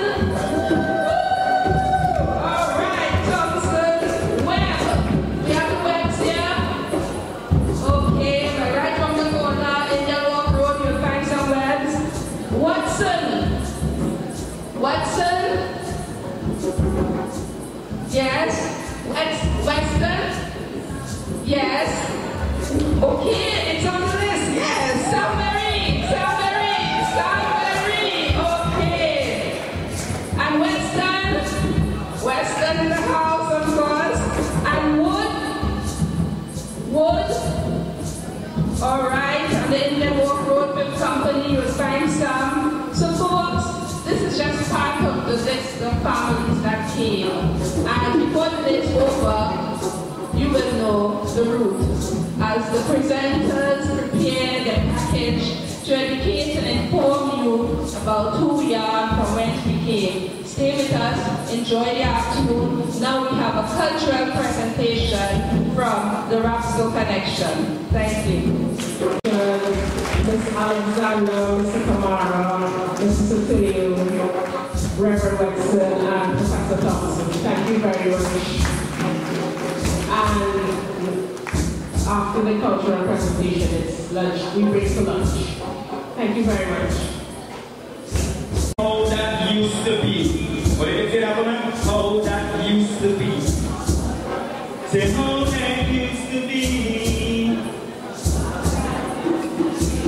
Come on, how that used to be.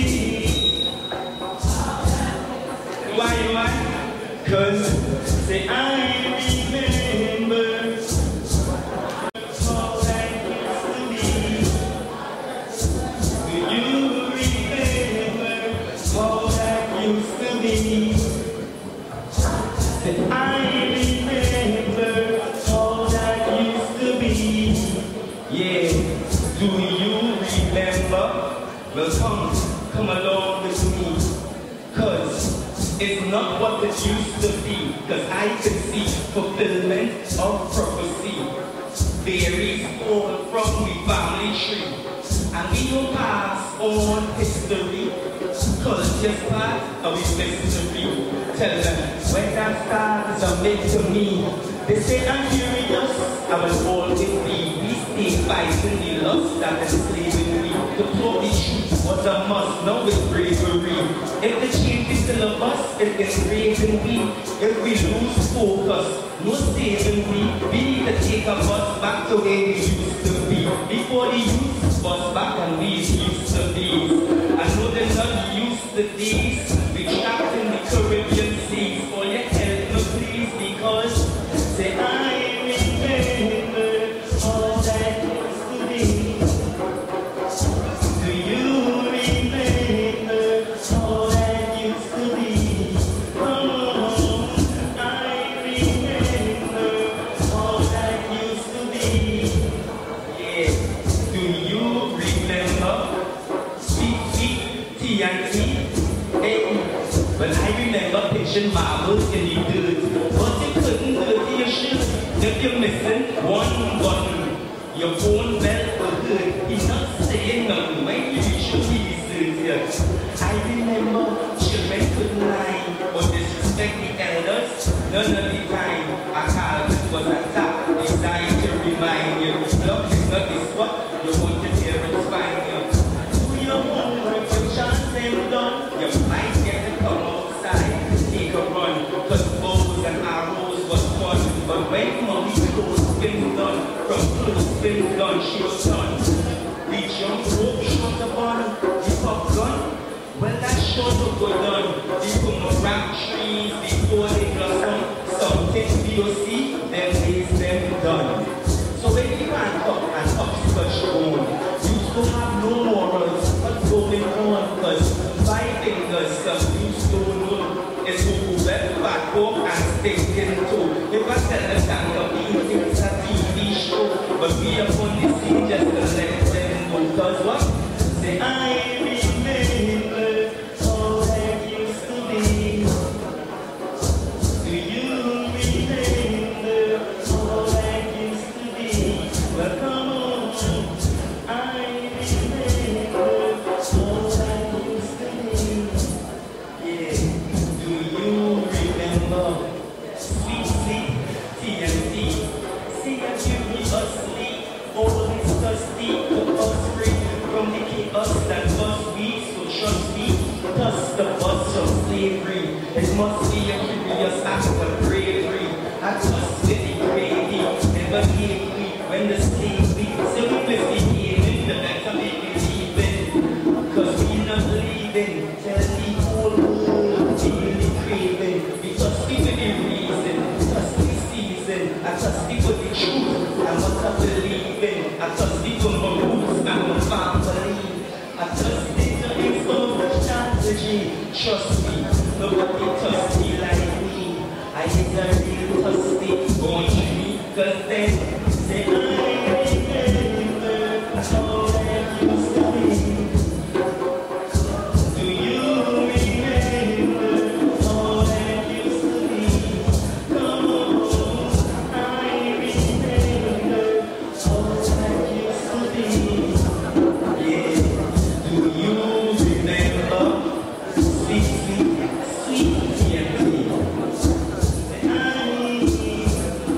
I like this. overjet.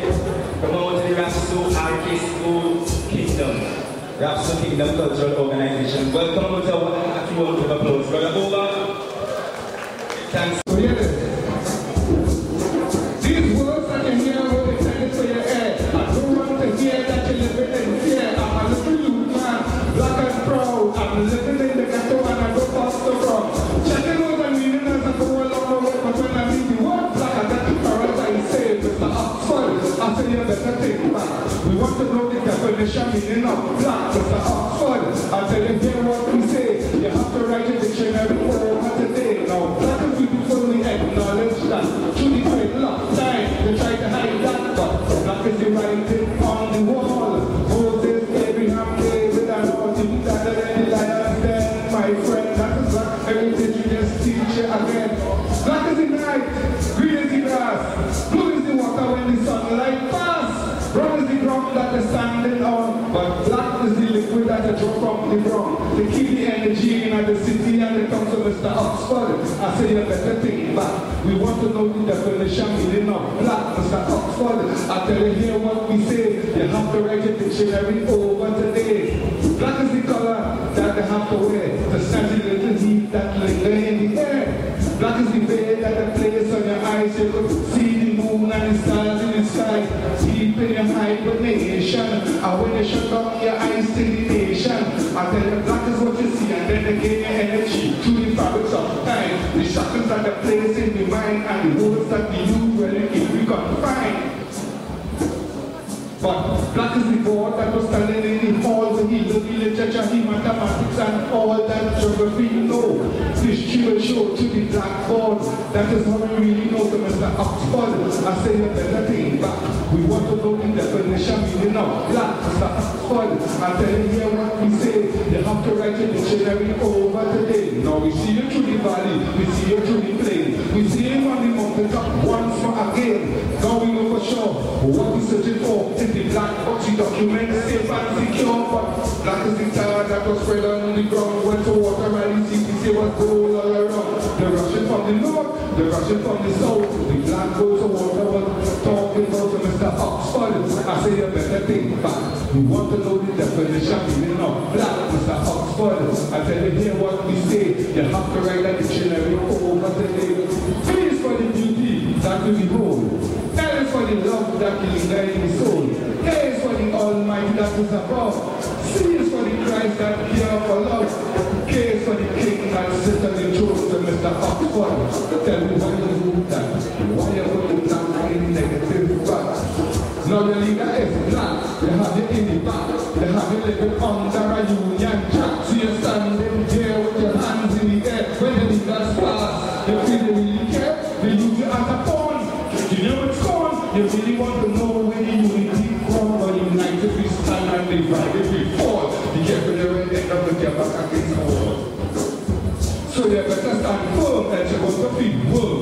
Look out for the germ that comes with the sperm. The pressure that you feel is not really real. It's what the system designed. Place in your mind. Politicians, legal intellectuals lie. Why does people have the dreams? You have nightmare and cry. So wake up, get up, stand up and shout. It's equal rights and justice. This is what we call about. Now shackles and chain have long passed away. The legacy of masters to live on today. They put you on the way. Play with your faith. They put you in a line. Now they play with your mind. They make the space so tight. They leave the room to put so many dark-skinned children. Music from the scene. We are what we cannot what they want us to be. We know who we are. Full 90 degrees. To believe is to go. To believe is to go. To know is to be sure. Our appetite system standing on your door. So stop. Take a deep breath. Don't go on with the fret. Not just yet. Don't burst in the sweat. They put you in a zone and you never did learn that your own is your own, so you really get burned. While you're walking on the time with the plastic smile and glass in the eye, heavy lyrics to consume your mind, keeping you blind from the signs of time. Vote for me, I will set you free. Every freedom, every rage, to find an equal place. Boom, another life straight in the face. Another life straight in the face. Chill. Goodbye, chill.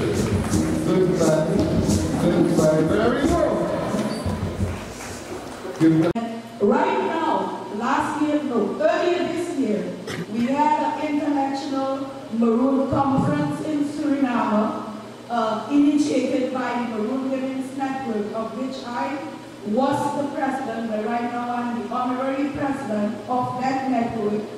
We have a president who lives in the country, and we signed a memorandum of cooperation, and we included the Merikins in. What do we want to do? Because what you have, when I came here in Trinidad, I was invited to Gopio International. And Gopio International is where you have Indians united to do business, education, every level of life, every way they want, when it is about development, they work together and they are united, and scholarship and everything are organized in this body internationally. They have their chapter in Suriname, and I believe a Surinamese man was the regional coordinator. I was invited, and when I learned that, I was like, where is this type of organization among blacks? But because of my maroon experience in Suriname, it is that we have the lowest type of education, because the Dutch made a law, it is in our constitution, that the highest level of education for maroon children would be 4th grade, not higher, and no qualified teacher should go and teach those children. So I went through that process, but because my mother was a very smart lady, not educated, she thought if she is smart, because people were saying that I was smart, and she said if my daughter is smart, she needs to go to the school where the smart children are going, which were the Catholic schools in the small towns. So she took me from the maroon school, put me in the other school, and that's how I got to go to the university. And I am the only girl from that time that went to the university in this time of year, in the 60s, of the maroon children of that time. So right now, we have this memorandum of cooperation to encourage ourselves, to make sure that opportunities that have been kept from us, that we ourselves do something about it. Right now, we have a small group here in Trinidad writing the bylaws to make sure we go to the UN, so we can have trust funds and we can have entrepreneurs united, because if you see the fabrics, maroon in Suriname are still speaking with fabrics, because there is where the art is. You see, one of the work is right there. And what I have on, if I make this knot, this knot has a meaning, you need to do it right. And the knot is called Kyokoko. Kyokoko means people who knows protocol and knows how to behave when they are out there. So if you don't put it like this, and it goes square, they call it chicken backside. They call it full go-go. And if you do not know how to do it, they know you did not have a good African upbringing. Whatever we do, when we call this thing, we have it as a wrap.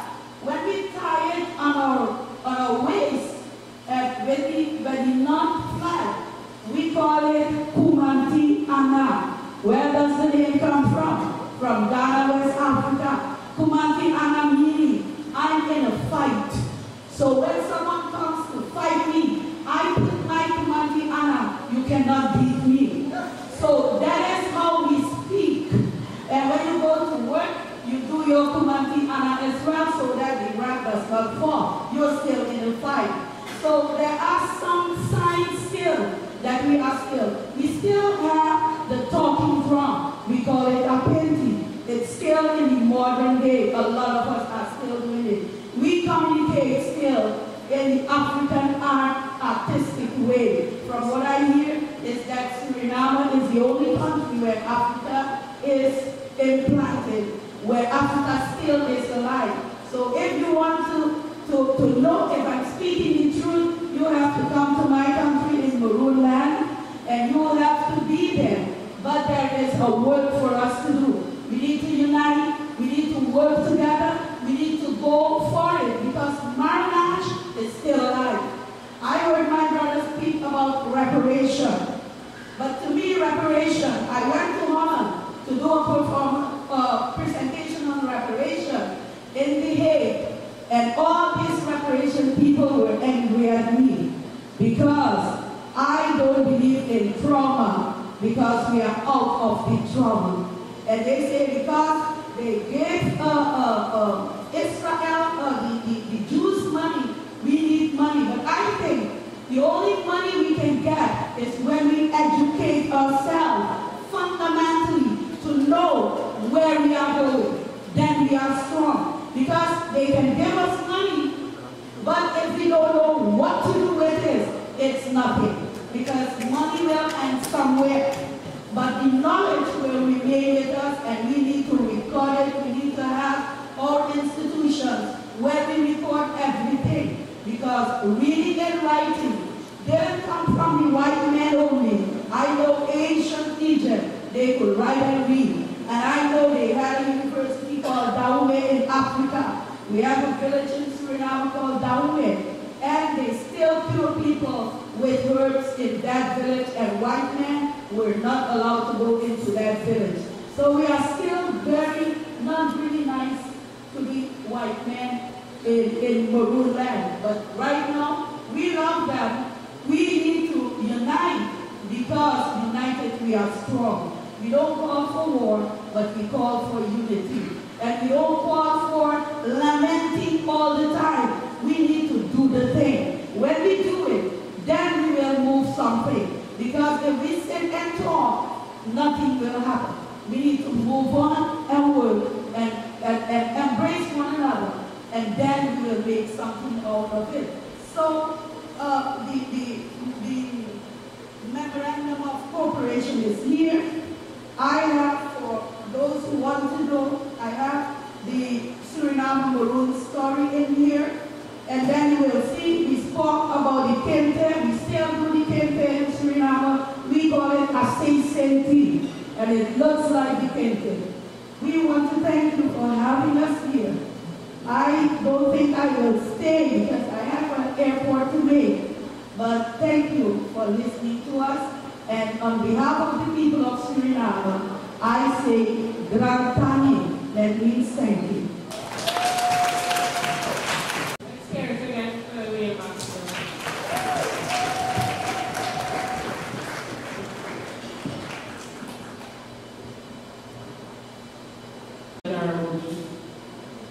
The podium.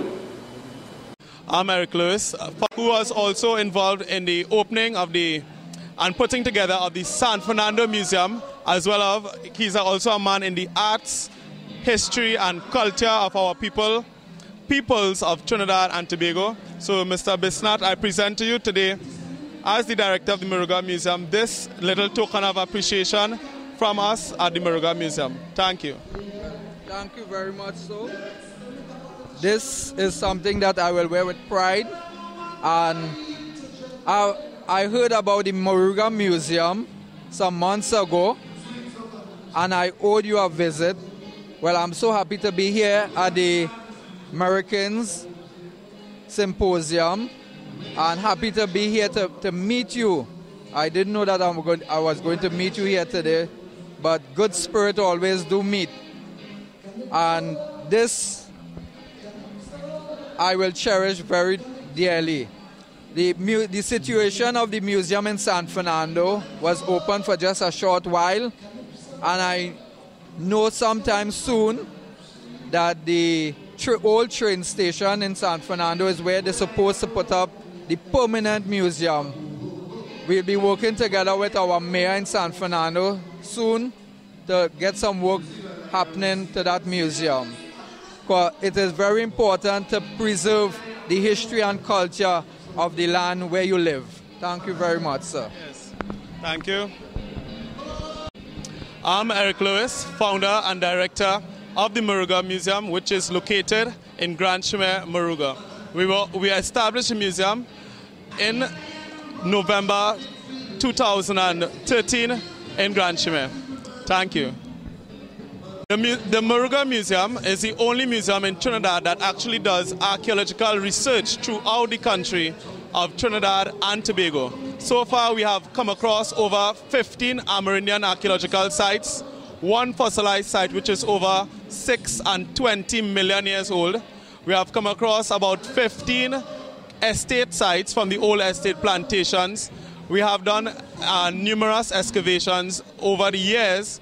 Despite of our lack of resources and so on, we have still been able to collect, catalog and open new discoveries and findings throughout Trinidad. The Moruga Museum covers a wide area of archaeological finds and as well a very large collection from fossils, Amerindian artifacts, the Merikin people, the East Indian community, the area of arts, culture, even a coin collection, and we also have a natural science collection with whale bones and dolphin bones and different types of animal bones as well. So at the Moruga Museum we continue to do research, archaeological research and new finds on our history of Trinidad and Tobago. Good afternoon, everybody. I am Gloria Copeland, President of Good the afternoon, everybody. Federation of Women's Institutes, Victoria District and nationally. They have given me a responsibility our federation that I take great pleasure in. The Monrepo I am hoping that I will be able to attract everybody's attention at this point. Since then, we have had an election where we have elected Mrs. Monica. Hello. I'm hoping that I will be able to attract everybody's attention at this point. I am back here because of a specific reason. I see a lot of people here in the line and they're just about to buy food. And I was really hoping that they gave me this mic before the line got this short. See, the line getting this short is a problem to me. In every aspect of our national community. Because I want money. Today we are here at and if everybody spend all the money buying food, then I'm in trouble. Symposium, because we were supposed to celebrate our emancipation celebrations today. Don't you agree with me? But because we have members who are also from the Merikin, my task we are here is a very simple one. At this point in time, I would like to introduce the Merikin Foundation, Mrs. Monica Miller. Is an organization that good afternoon to all. I am Monica Miller, really working very activity group. It's certainly a pleasure to be here this afternoon. We were invited to come up and we are very, very happy that we accepted the invitation. I just congratulate the persons who organized, and it is really a pleasure to see so many youths involved in your program this evening. Is doing here, and I'm sure we are going to enjoy the rest of the day. Ensure that Thank you very much. No longer stay segregated. You have to be careful now because thank you very much sometimes they call me pastor. Surely enjoyed ourselves and to this point and continue. I'm not careful. I'm going to begin to preach, and you don't want me to start digging deep caches and come up with something that would make a difference to the movement. Is that a good thing or not? Is that a good thing or not? So let me see how many people going to support my move. I want by a show of hands how many people are ready to dig deep. Come on, come on, come on. Let me see how many people, you know, better than that. I know you're eating, but just pause for the cause and stand up for just a minute. Everyone who's made a decision that they could dig deep, could you just stand with me, please? Please, come on. Let me see those who are going to dig deep for the cause. Wonderful, wonderful. There we go. Now, I understand that some of us may be able to dig deeper than some. So, I am starting with 1,000. Come on, come on, come on, come on. Let me hear you now. starting with 1,000. I have determined within myself, because of the blood that flows in my vein, that I have to dig deep. Are you hearing me now? I have to dig deep within my pockets to ensure that my family, people that have the blood, the same blood that is running through your veins and my veins, I want to ensure that we are able to keep together. Not keeping together in conversation, but keeping together in life, real life. Cousin family and cousin family over there did. They are at 500. Let me hear who's going to go 4. Anybody for 400? No. Anybody for 300? Yeah? Anybody for 300?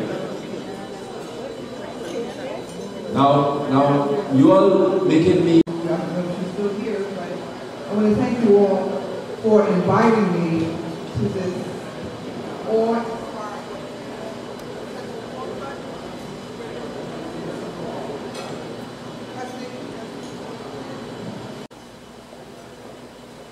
So I've just been asked to reintroduce myself. Tina Duffley, and I'm director of Clark Atlanta University Art Gallery in Atlanta, Georgia. I'm also a visual artist. I was born in Brooklyn, New York, and migrated to the South, where I've been for several decades now. Akila asked me to recall my journey, which I think of as an odyssey in genealogy,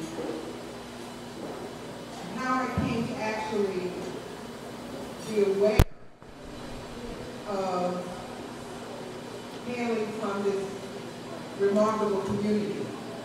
And what I have to say today is really going to be, what I hope to be, pivotal for everyone else here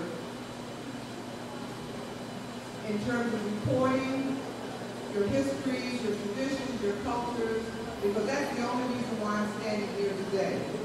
As a result of my brother having the mindset to record my Arnie Lane in Atlanta, in New York City back in the 70s.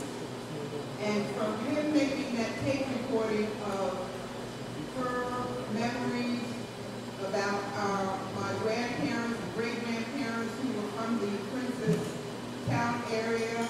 I remember her speaking about Maroon Road, Princess Town area, Uncle Bukusu, her great-uncle Bukusu, her grandmother, Phoebe Loney, and all of the family members. So from doing that, I had a cache of information when I returned to Trinidad as an adult, because I was here as a child, 12 years old. And with that information, I was able to excavate. I mean, I wasn't even really trying to do this. I just returned after my uncle passed in 2007 to really just find family members, because it was such a huge, it was like a vault door that closed. And I felt so cold from not having my uncles, my aunts. They were all gone, 8 of them. So it was when I came back, when I returned to Trinidad, it was because I was looking for those people, descendants of family members. And I found you, which is really quite amazing. So let me go to the first slide. Now, let me just say what I'm trying to do here today. And it's going to be a little difficult because the images that I'm going to show you, following my personal journey here, will have to do with cultural materials, artifacts, handicrafts, that may in fact exist in your family, some of which I've already seen at the exhibition that was in the library in Port of Spain a year or so ago. So I want to invite anyone who may have materials or think they may have something, who don't really have anything, if you can bring your chair a little closer, because actually the screen is going to be very important and you're not going to be able to see it from way back there. But I also have a book that I will pass around so that you'll have an idea, a better idea of what I'm going to be speaking about. So in the first slide, I know I have to rush through this. I always think I don't have the material and I find out that I have too much. But in the first slide, we see my grandmother and grandfather at the wedding of my mother, and that my grandfather, right to your left, Albert James Williams, who taught Albert James Williams, who taught in Seagrace. And I actually have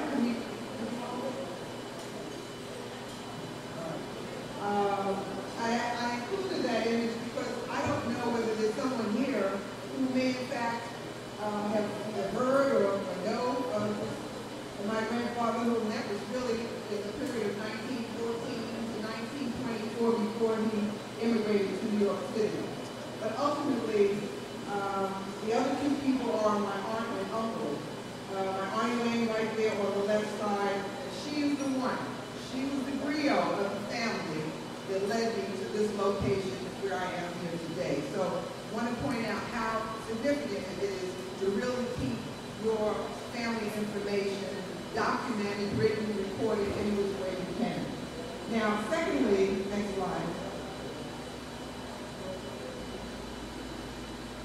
When I came to Trinidad, and a friend of mine took me to the Metropolitan Bookstore at the downtown POS, I came upon the brochure from your reunion, I believe that was in the 80s, the Amphi Bashana reunion. That brochure was what took me into the deepest rabbit hole I've ever been in my life, because when I saw the name Bukusu in print, this name that my aunt spoke of for all of my life, every African I ever met from the continent, I would ask them about the name Bukusu, and to see that name in print, I knew that I had hit the mother-father lode right there in that bookstore. Again, underscoring the significance of having printed information, because with that, I then went on to the National Archives. Next slide.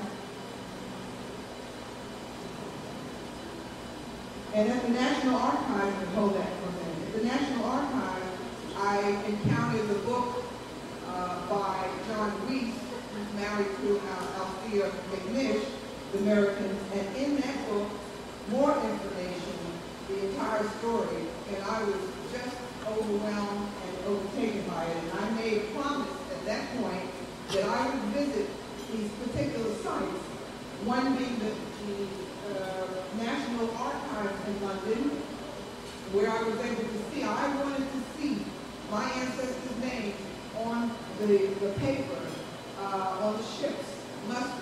I knew that that was as close as I would ever come to feeling them. And so down in the right side, you have Althea and her husband, John, who he really did a tremendous excavation on the genealogy, including life dates, which is really amazing, of some of the original settlers. And then the books that I found, the names in, the Narcissus from the ship, HMS, the Narcissus, and the period of time that the signatures were recorded was certainly made by the native officers. Next. And this is one of the pages that I encountered. They were on numerous ships, and I was able to determine, I was able to find out that Loney, while he went in as a private, you could see his name on different musters going from private to corporal to sergeant, which really gave information that he was really busy really active in his duties as an officer as a colonial marine. Next.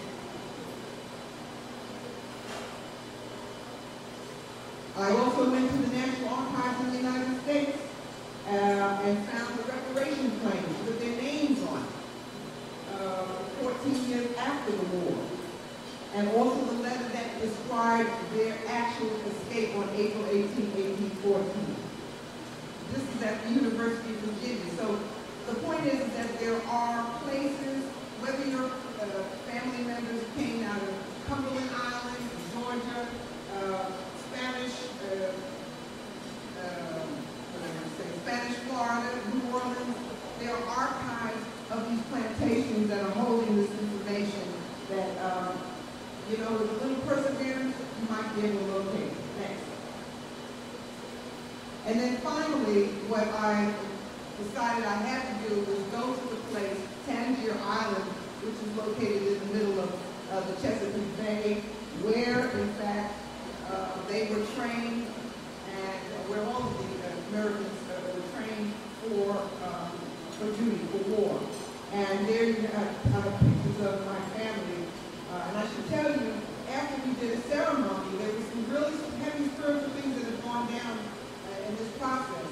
When we conducted a ceremony where we took paper boats, put number 44 on them, that was his number, and launched them, I asked the ancestors to let us know in some way whether they knew that we were there at Tangier Island.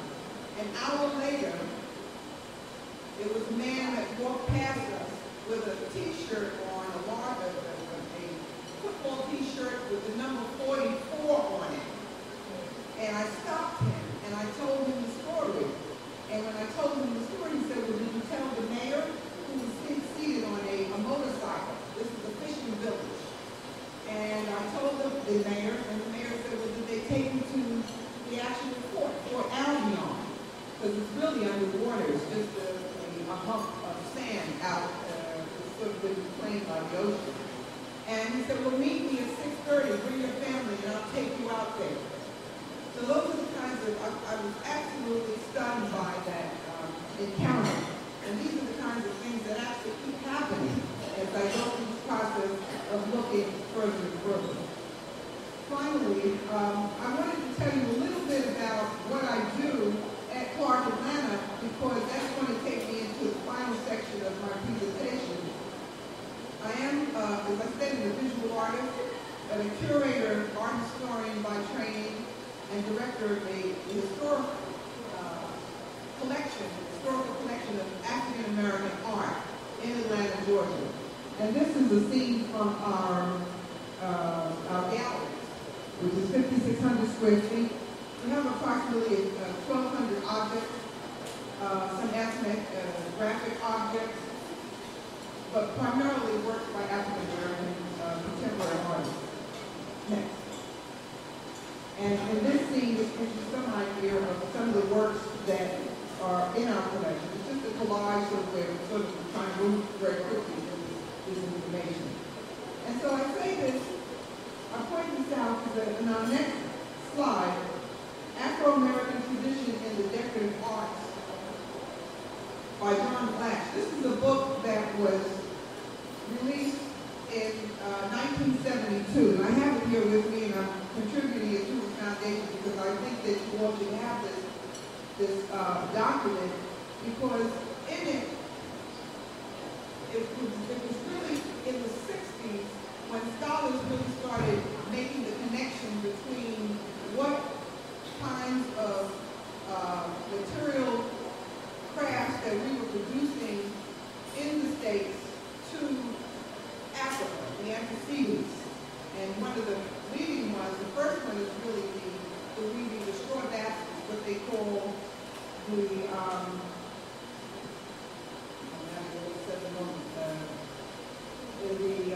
sweetgrass baskets from South Carolina and Georgia. And it was able to be maintained because of the rice culture. And they allowed them to keep producing it. And so in this, if you go to the next slide, we have have this very rich tradition in these sweetgrass baskets that are now very expensive to acquire because of its history. And I have to imagine that somewhere in your family collections, there may be something like this, something that you never really paid attention to, something that you may be creating right now. I don't know, but I wanted to bring several of these artifacts to your attention, just as a matter of looking inward based on what Merle Anderson was saying earlier about how these your communities can be restored, cultivated. So I'm really going through a process of highlighting some of these images. So we just finished with the sweetgrass basket. Next we have the ceramics. Note the ceramics, because in the ceramic area, the water jugs.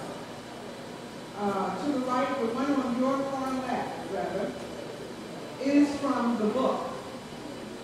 And that was made in South Carolina.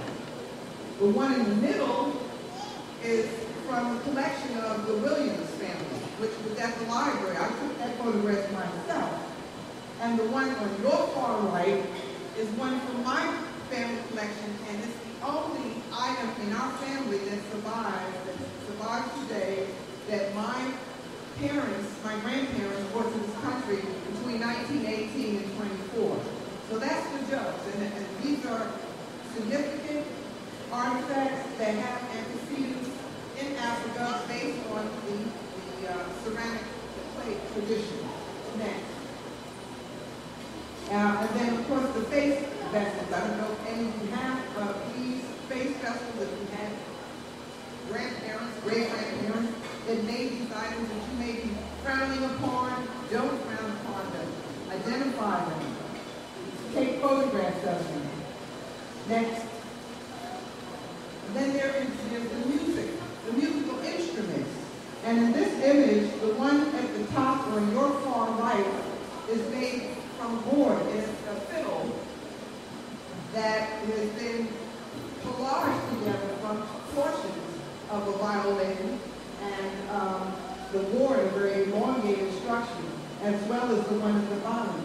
These are all from the States, but again, they have antecedents in Africa, and I can only imagine that these may exist in your families as well.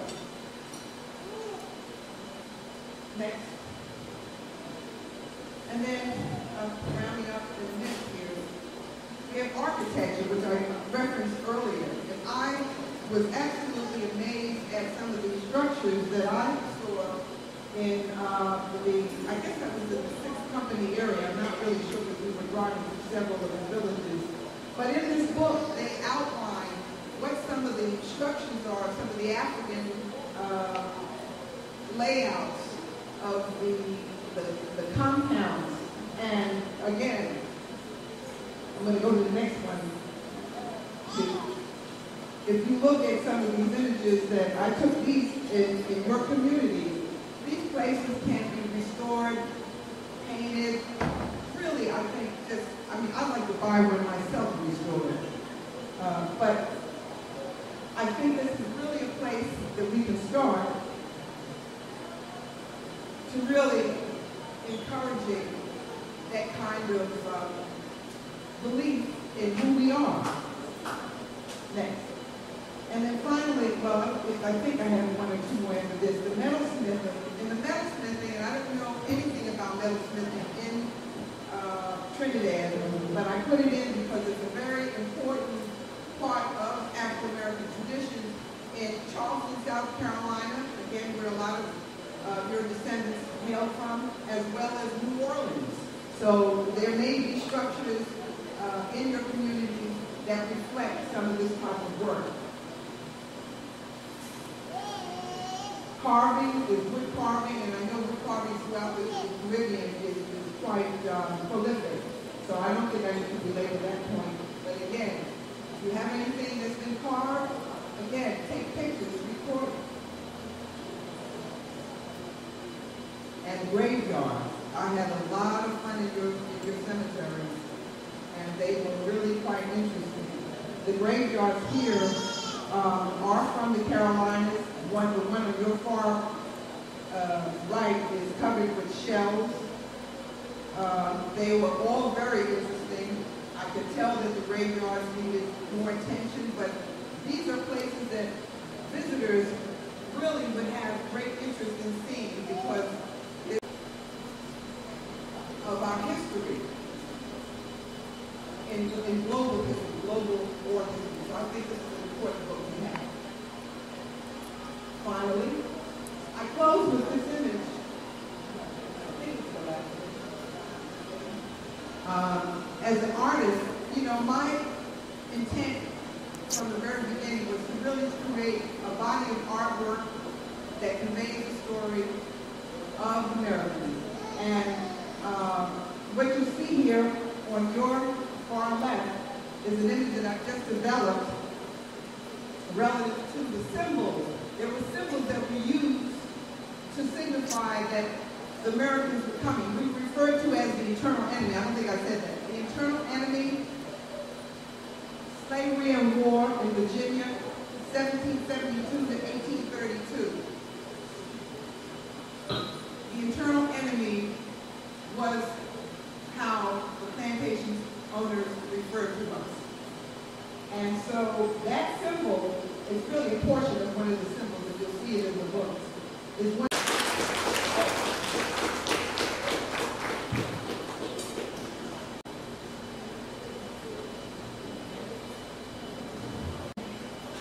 Next we have David Mohammed. David Mohammed.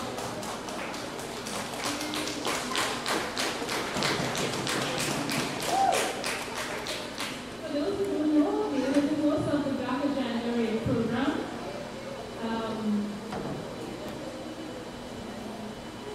He's also a East Caribbean representative of the Nation of Islam. He also travels and lectures to 32 different countries around the world. And he's also the author of the book, Black Studies. And we'd like to welcome him to give his contribution to our symposium. Thank you very much. I begin in the name of Allah, the Beneficent, the Most Merciful. I bear witness that there is but one God. I greet you in the greeting words of peace in the Arabic language of Assalamu Alaikum, which simply means peace be unto you. It is indeed a great pleasure and a great privilege to be here and to have the opportunity to share some thoughts with you on such a great occasion as this symposium. I'd like to thank my brother Eldon and my sister Pila for their kind invitation, and also to everyone here for being so warm. I actually had 3 speaking engagements today. One was for Clifton at their emancipation function, and then I have another one right afterwards, which is for one of the regional corporations in Cuba. But it was essential that I came here because the history that we share as descendants directly of a particular segment of our great African brothers and sisters who came to this Trinidad experience via the United States of America experience. This within itself is such a great heritage. First of all, we must understand about Trinidad and Tobago that our blend of African experiences here on this island is so different and unique to that of any other Caribbean island. First of all, up to the year 1783, Trinidad was underpopulated. And all of the smaller Caribbean islands, like Barbados, Grenada, St. Vincent, St. Lucia, Antigua, Dominica, Guadeloupe, Martinique, Jamaica, not Jamaica, but all the other smaller islands in the Eastern Caribbean, had a lot more people on them than Trinidad did. The first Africans came to Trinidad in the year 1592. They were Muslims, and they did not come from Africa, but they came from Spain. They were called Ladino, from an area known as Cordoba, in the empire of a place in Spain called Castile. Now, African Muslims from Morocco civilized Spain from the 7th to the 11th century. And then after the Spanish Inquisition and the mass conversion of Africans and other peoples within the region to Christianity, there was a policy to expel out of Spain and out of Portugal all of those who did not convert to the religion of the enslaver. So it was from this first group that Captain Antonio de Berrio, who was the governor of Trinidad in 1592, wrote to the King of Spain asking for permission to bring 500 enslaved Africans from Spain to Trinidad to develop the island. And that happened in 1592. So the first settlers came here from Spain. Then in the year 1619, the Dutch sold more Africans to Trinidad. And then by the time 1783 came around, the population of Trinidad was just 5,500 people. And we were under the control of the Spanish, and the Spanish were afraid that the British would invade, so they decided to populate the island by inviting French-speaking Catholics to come to Trinidad. And they came from Martinique, from Guadeloupe, and from France. So look, you had Africans from Spain, Africans from Africa sold by the Dutch, then free Africans coming from Guadeloupe, Martinique, and France. And then in 1797, when the British finally did invade Trinidad, you had more Africans being brought here from Africa, but by the British.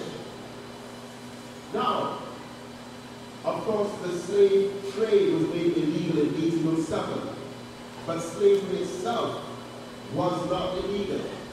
So in the year 1812, and one of the civil wars in the United States of America, when Chesapeake Bay was burnt down, a lot of the Africans from Washington, D.C., who were fighting on behalf of the British, were brought into Trinidad. And they were known as, of course, as you know, the Merikins. We settled in Manzanilla. We settled in areas that got their names after some of the experiences that we went through. So as Professor Tony Martin, who passed away just a couple of years ago, as Professor Tony Martin taught us, he said, to get the first set of land, it was a hard bargain. So they called the area hard bargain. And then to get another piece of land, there was another struggle. So eventually they gave a new grant of land. So we called that area New Grant. And then we called areas after the companies that we came from. The 5th company, the 6th company. Some of the company ships being lost at sea and never ever having a record on what happened among them. So here you have now the introduction of another free group of Africans in Trinidad who were not tied down by the shackles and chains of the enslavement experience of most of the other Africans who were here. And then, of course, in 1854 began apprenticeship. Then after 1858, there was so-called full emancipation.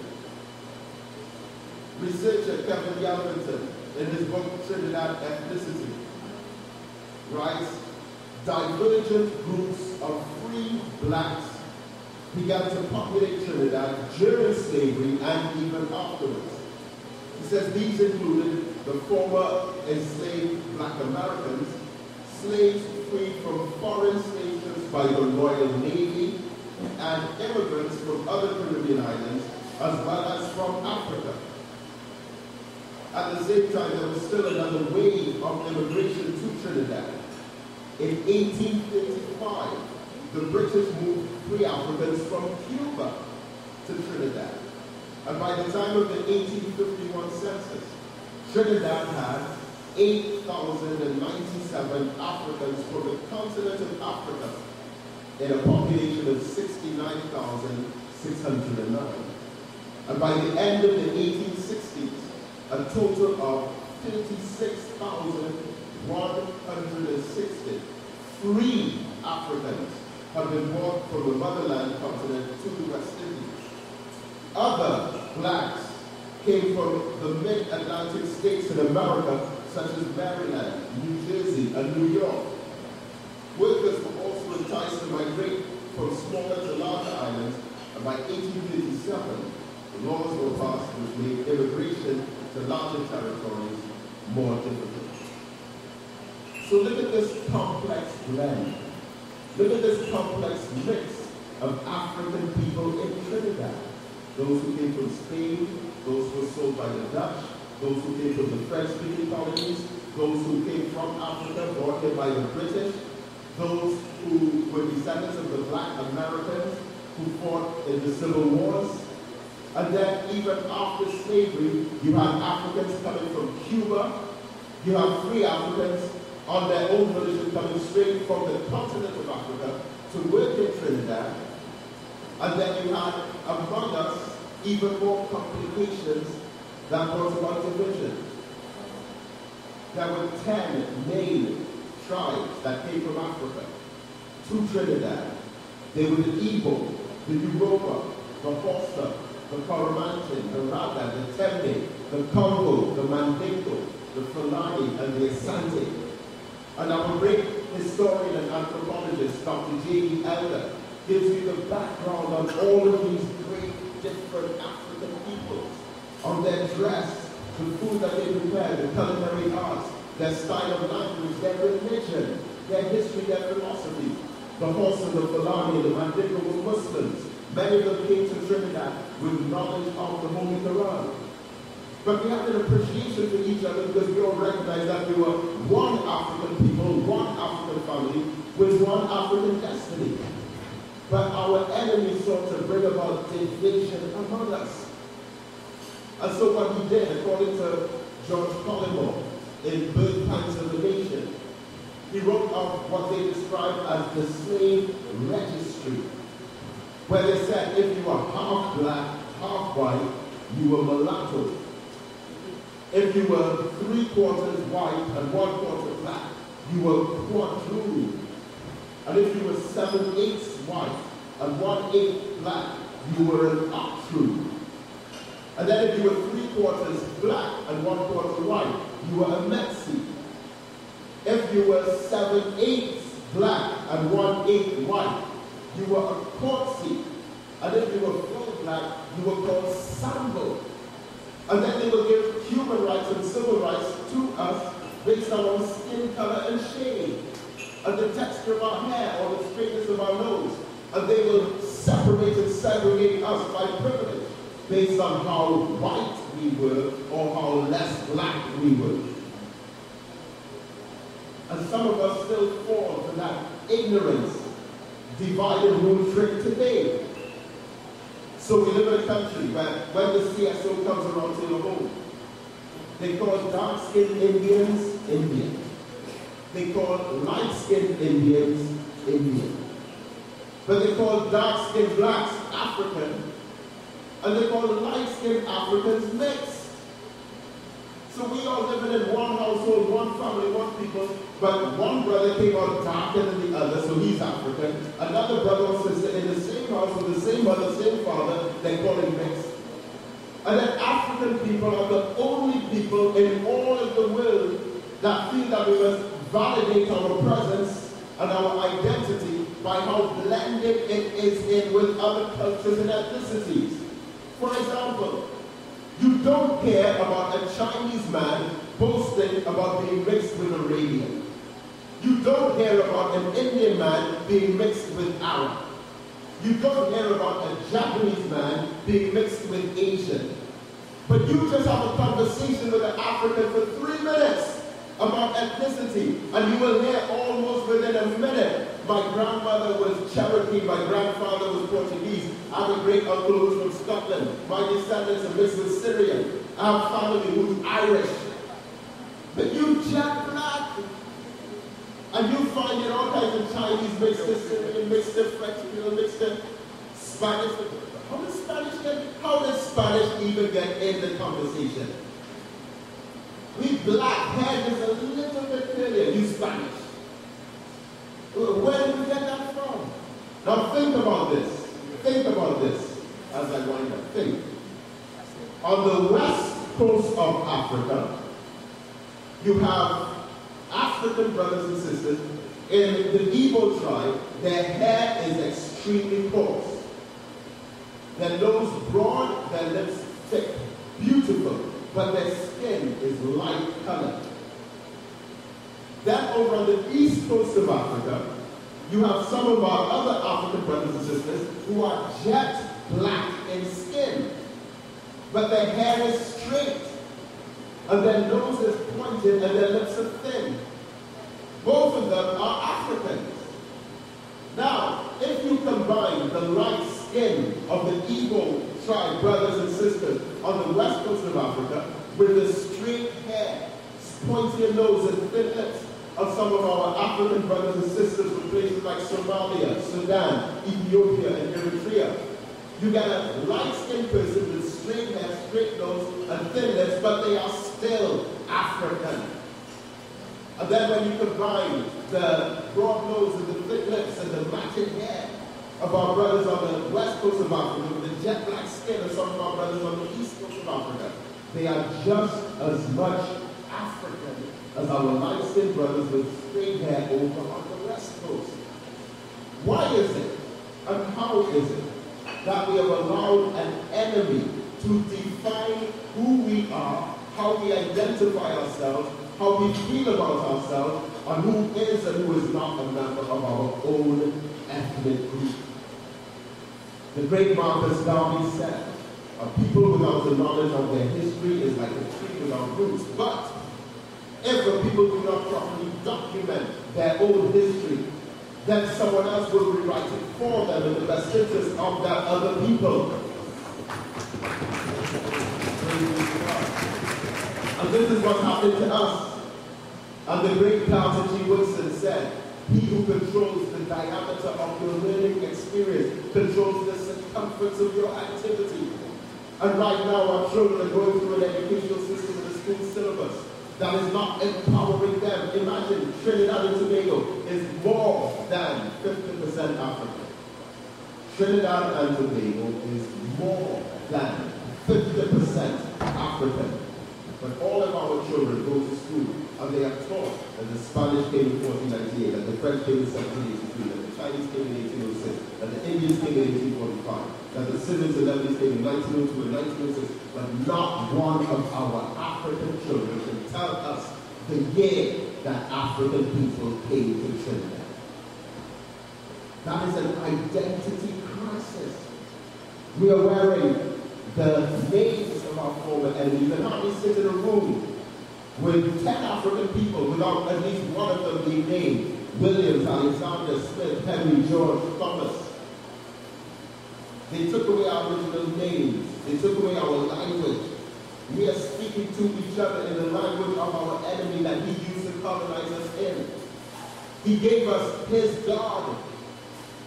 And even though all of the historical facts, proof, evidence, and research all state that Jesus was an African man, that Jesus was a black man, who still put on the wall a blonde-haired, blue-eyed, pale-skinned image of Jesus and say that he is God. Meanwhile, that is exactly what the slave master looked like, not Jesus. So when the slave master put a rope around our neck to hang us, we cried out to a God that was just like the slave master. I'm not even crying out to the real God who looks just like you and me. The Bible says God made man in his own image and likeness. That means that the first human being on earth was the image and likeness of God. The first human being on earth was an African. Therefore, African people are made in the image and likeness of God. So when you want to see that image of God, all you have to do is look in the mirror. So as I close, we cannot afford to continue having our enemies educate our children. And for those of us who have young children who are the age of doing the SEA examination, we have to be so careful that we also include our learning to them. Because in the SEA, currently there are 4 categories of students who sit the SEA exam. Category 1, the children who score high marks and pass for the top school. Category 2, children who score low marks and pass for the lower prestige schools. Category 3, children who score low marks but pass for the top schools, white people's children, all right? Because in the late 1950s, when Dr. Eric Williams was sharing his idea of establishing a national educational system run by the government, they were calling him Hitler. Did you know that? There's a front page Guardian newspaper from the late 1950s where they took the face of Dr. Eric Williams and imposed the face of Adolf Hitler over his face because they said you cannot establish an educational system in this country unless it is run by the church. Dr. Eric Williams said, no, we need to establish an educational system that is available for all students. And then in those negotiations, they came to a compromise where Dr. Eric Williams said, okay, we will give the churches a 20% choice to take in students whether they pass the exam or not. And that's category 3. And then category 4, which is our major concern, those students who pass the exam with high marks but are still sent to the low prestige schools. And that is most of our children who do well. And we have two different governments who dealt with it in two different ways. The PNM government dealt with it by teaching. Here because of your ancestors. We all are here because of our ancestors. Because of our ancestors, we are here in Trinidad. Because of our ancestors, we are called the Merikins. Yeah? Yeah, people? Yeah? Are you proud to be Merikin? Are you proud of your history? Do you know your history? Do you know enough of your history? I want to come. This symposium will show you the path where we have to follow, where we will be talking one Merikin voice, one Merikin people, like the young lady said just now when she asked the question, how can we get together and make something different? How can we get together and speak of with one accord, one vision? And here we have, yeah, Aloy George, put your hands together for Aloy George, people. Yeah, Marva Sandy, Sheila Sandy, Tina Damley, Don Cummins, and for those of you who know the hard working Cohen calendar folks, put all your hands together for Cohen calendar. Yeah? Yeah, Cohen will go hills and valleys, sharing the Merikin vision. Yeah, and I want after today, people can say, yes, I know about the Merikins. Because here what? I'm going to share a little secret here. This is our vision, and from today it will no longer be a secret. We see the Merikin as an empowered Merikin community. As we struggle, we want to see an empowered Merikin community that is historically and culturally informed with the history of our people represented in the nation's school curriculum. That is what we want to see. From preschool to tertiary level, that is what we want to see. And when we get it there, then we can break those barriers. And again, as we continue our mission to nurture a resilient Merikin community, to uphold our unique heritage by creating sustainable livelihoods that embrace a participatory model. A participatory model is what we're seeing here today. We want you and you and you and you to come together and help us travel this path. Agree, folks? Agree, folks? Yeah?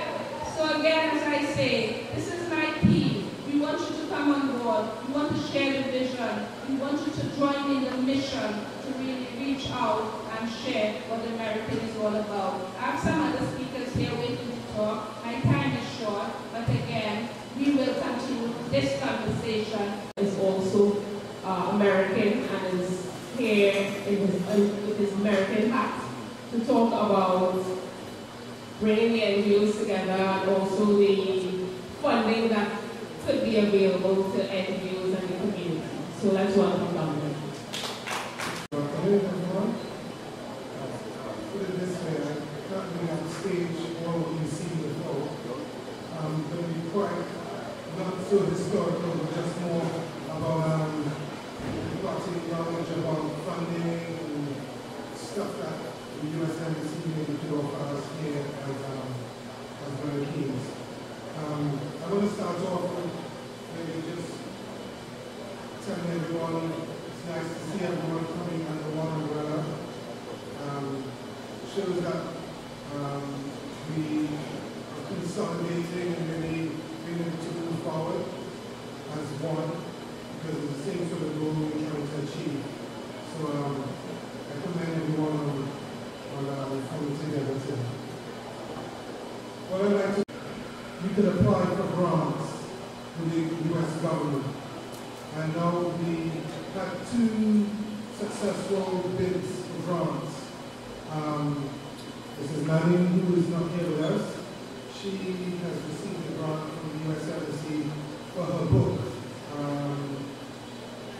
Saga of the Companies, soon to be published very soon. Also, we did get some funding for a project with UTT, which I'm going to dispense with to you guys. It's to do with Rivers of Freedom, and it's a project, it's a sort of storybook book project where they put music to a story, and actually we're going to have the first premiere of this on the 11th of November at Napa. But as time comes on, I'm going to be able to dispense this sort of information because we're going to leave you guys there for the premiere. Also, some very, very important news that will change everything here. We have now, and I saw this, I just came back from Washington, and what's happened, and I don't think most of you have heard about this through the grapevine, but we've now, in Washington, the Smithsonian Museum, they're building a new wing dedicated to Caribbean history. And we are fortunate to have a space there for the Merikins. So, and this was well done by the U.S. ambassador at the time. Now, this is very, very important because we now have a public and also an international face. Now, it's very important for all of us to come together because we're going to need to populate this museum in America. So, could you put all your hands together again just for this achievement that's just happened? We're looking at 2015 when it's going to be finished. I saw it with my own eyes. It's being built. I think Tina Dunkley and also Mrs. Nia met with the director of the museum. And things are going to be kicking off very soon.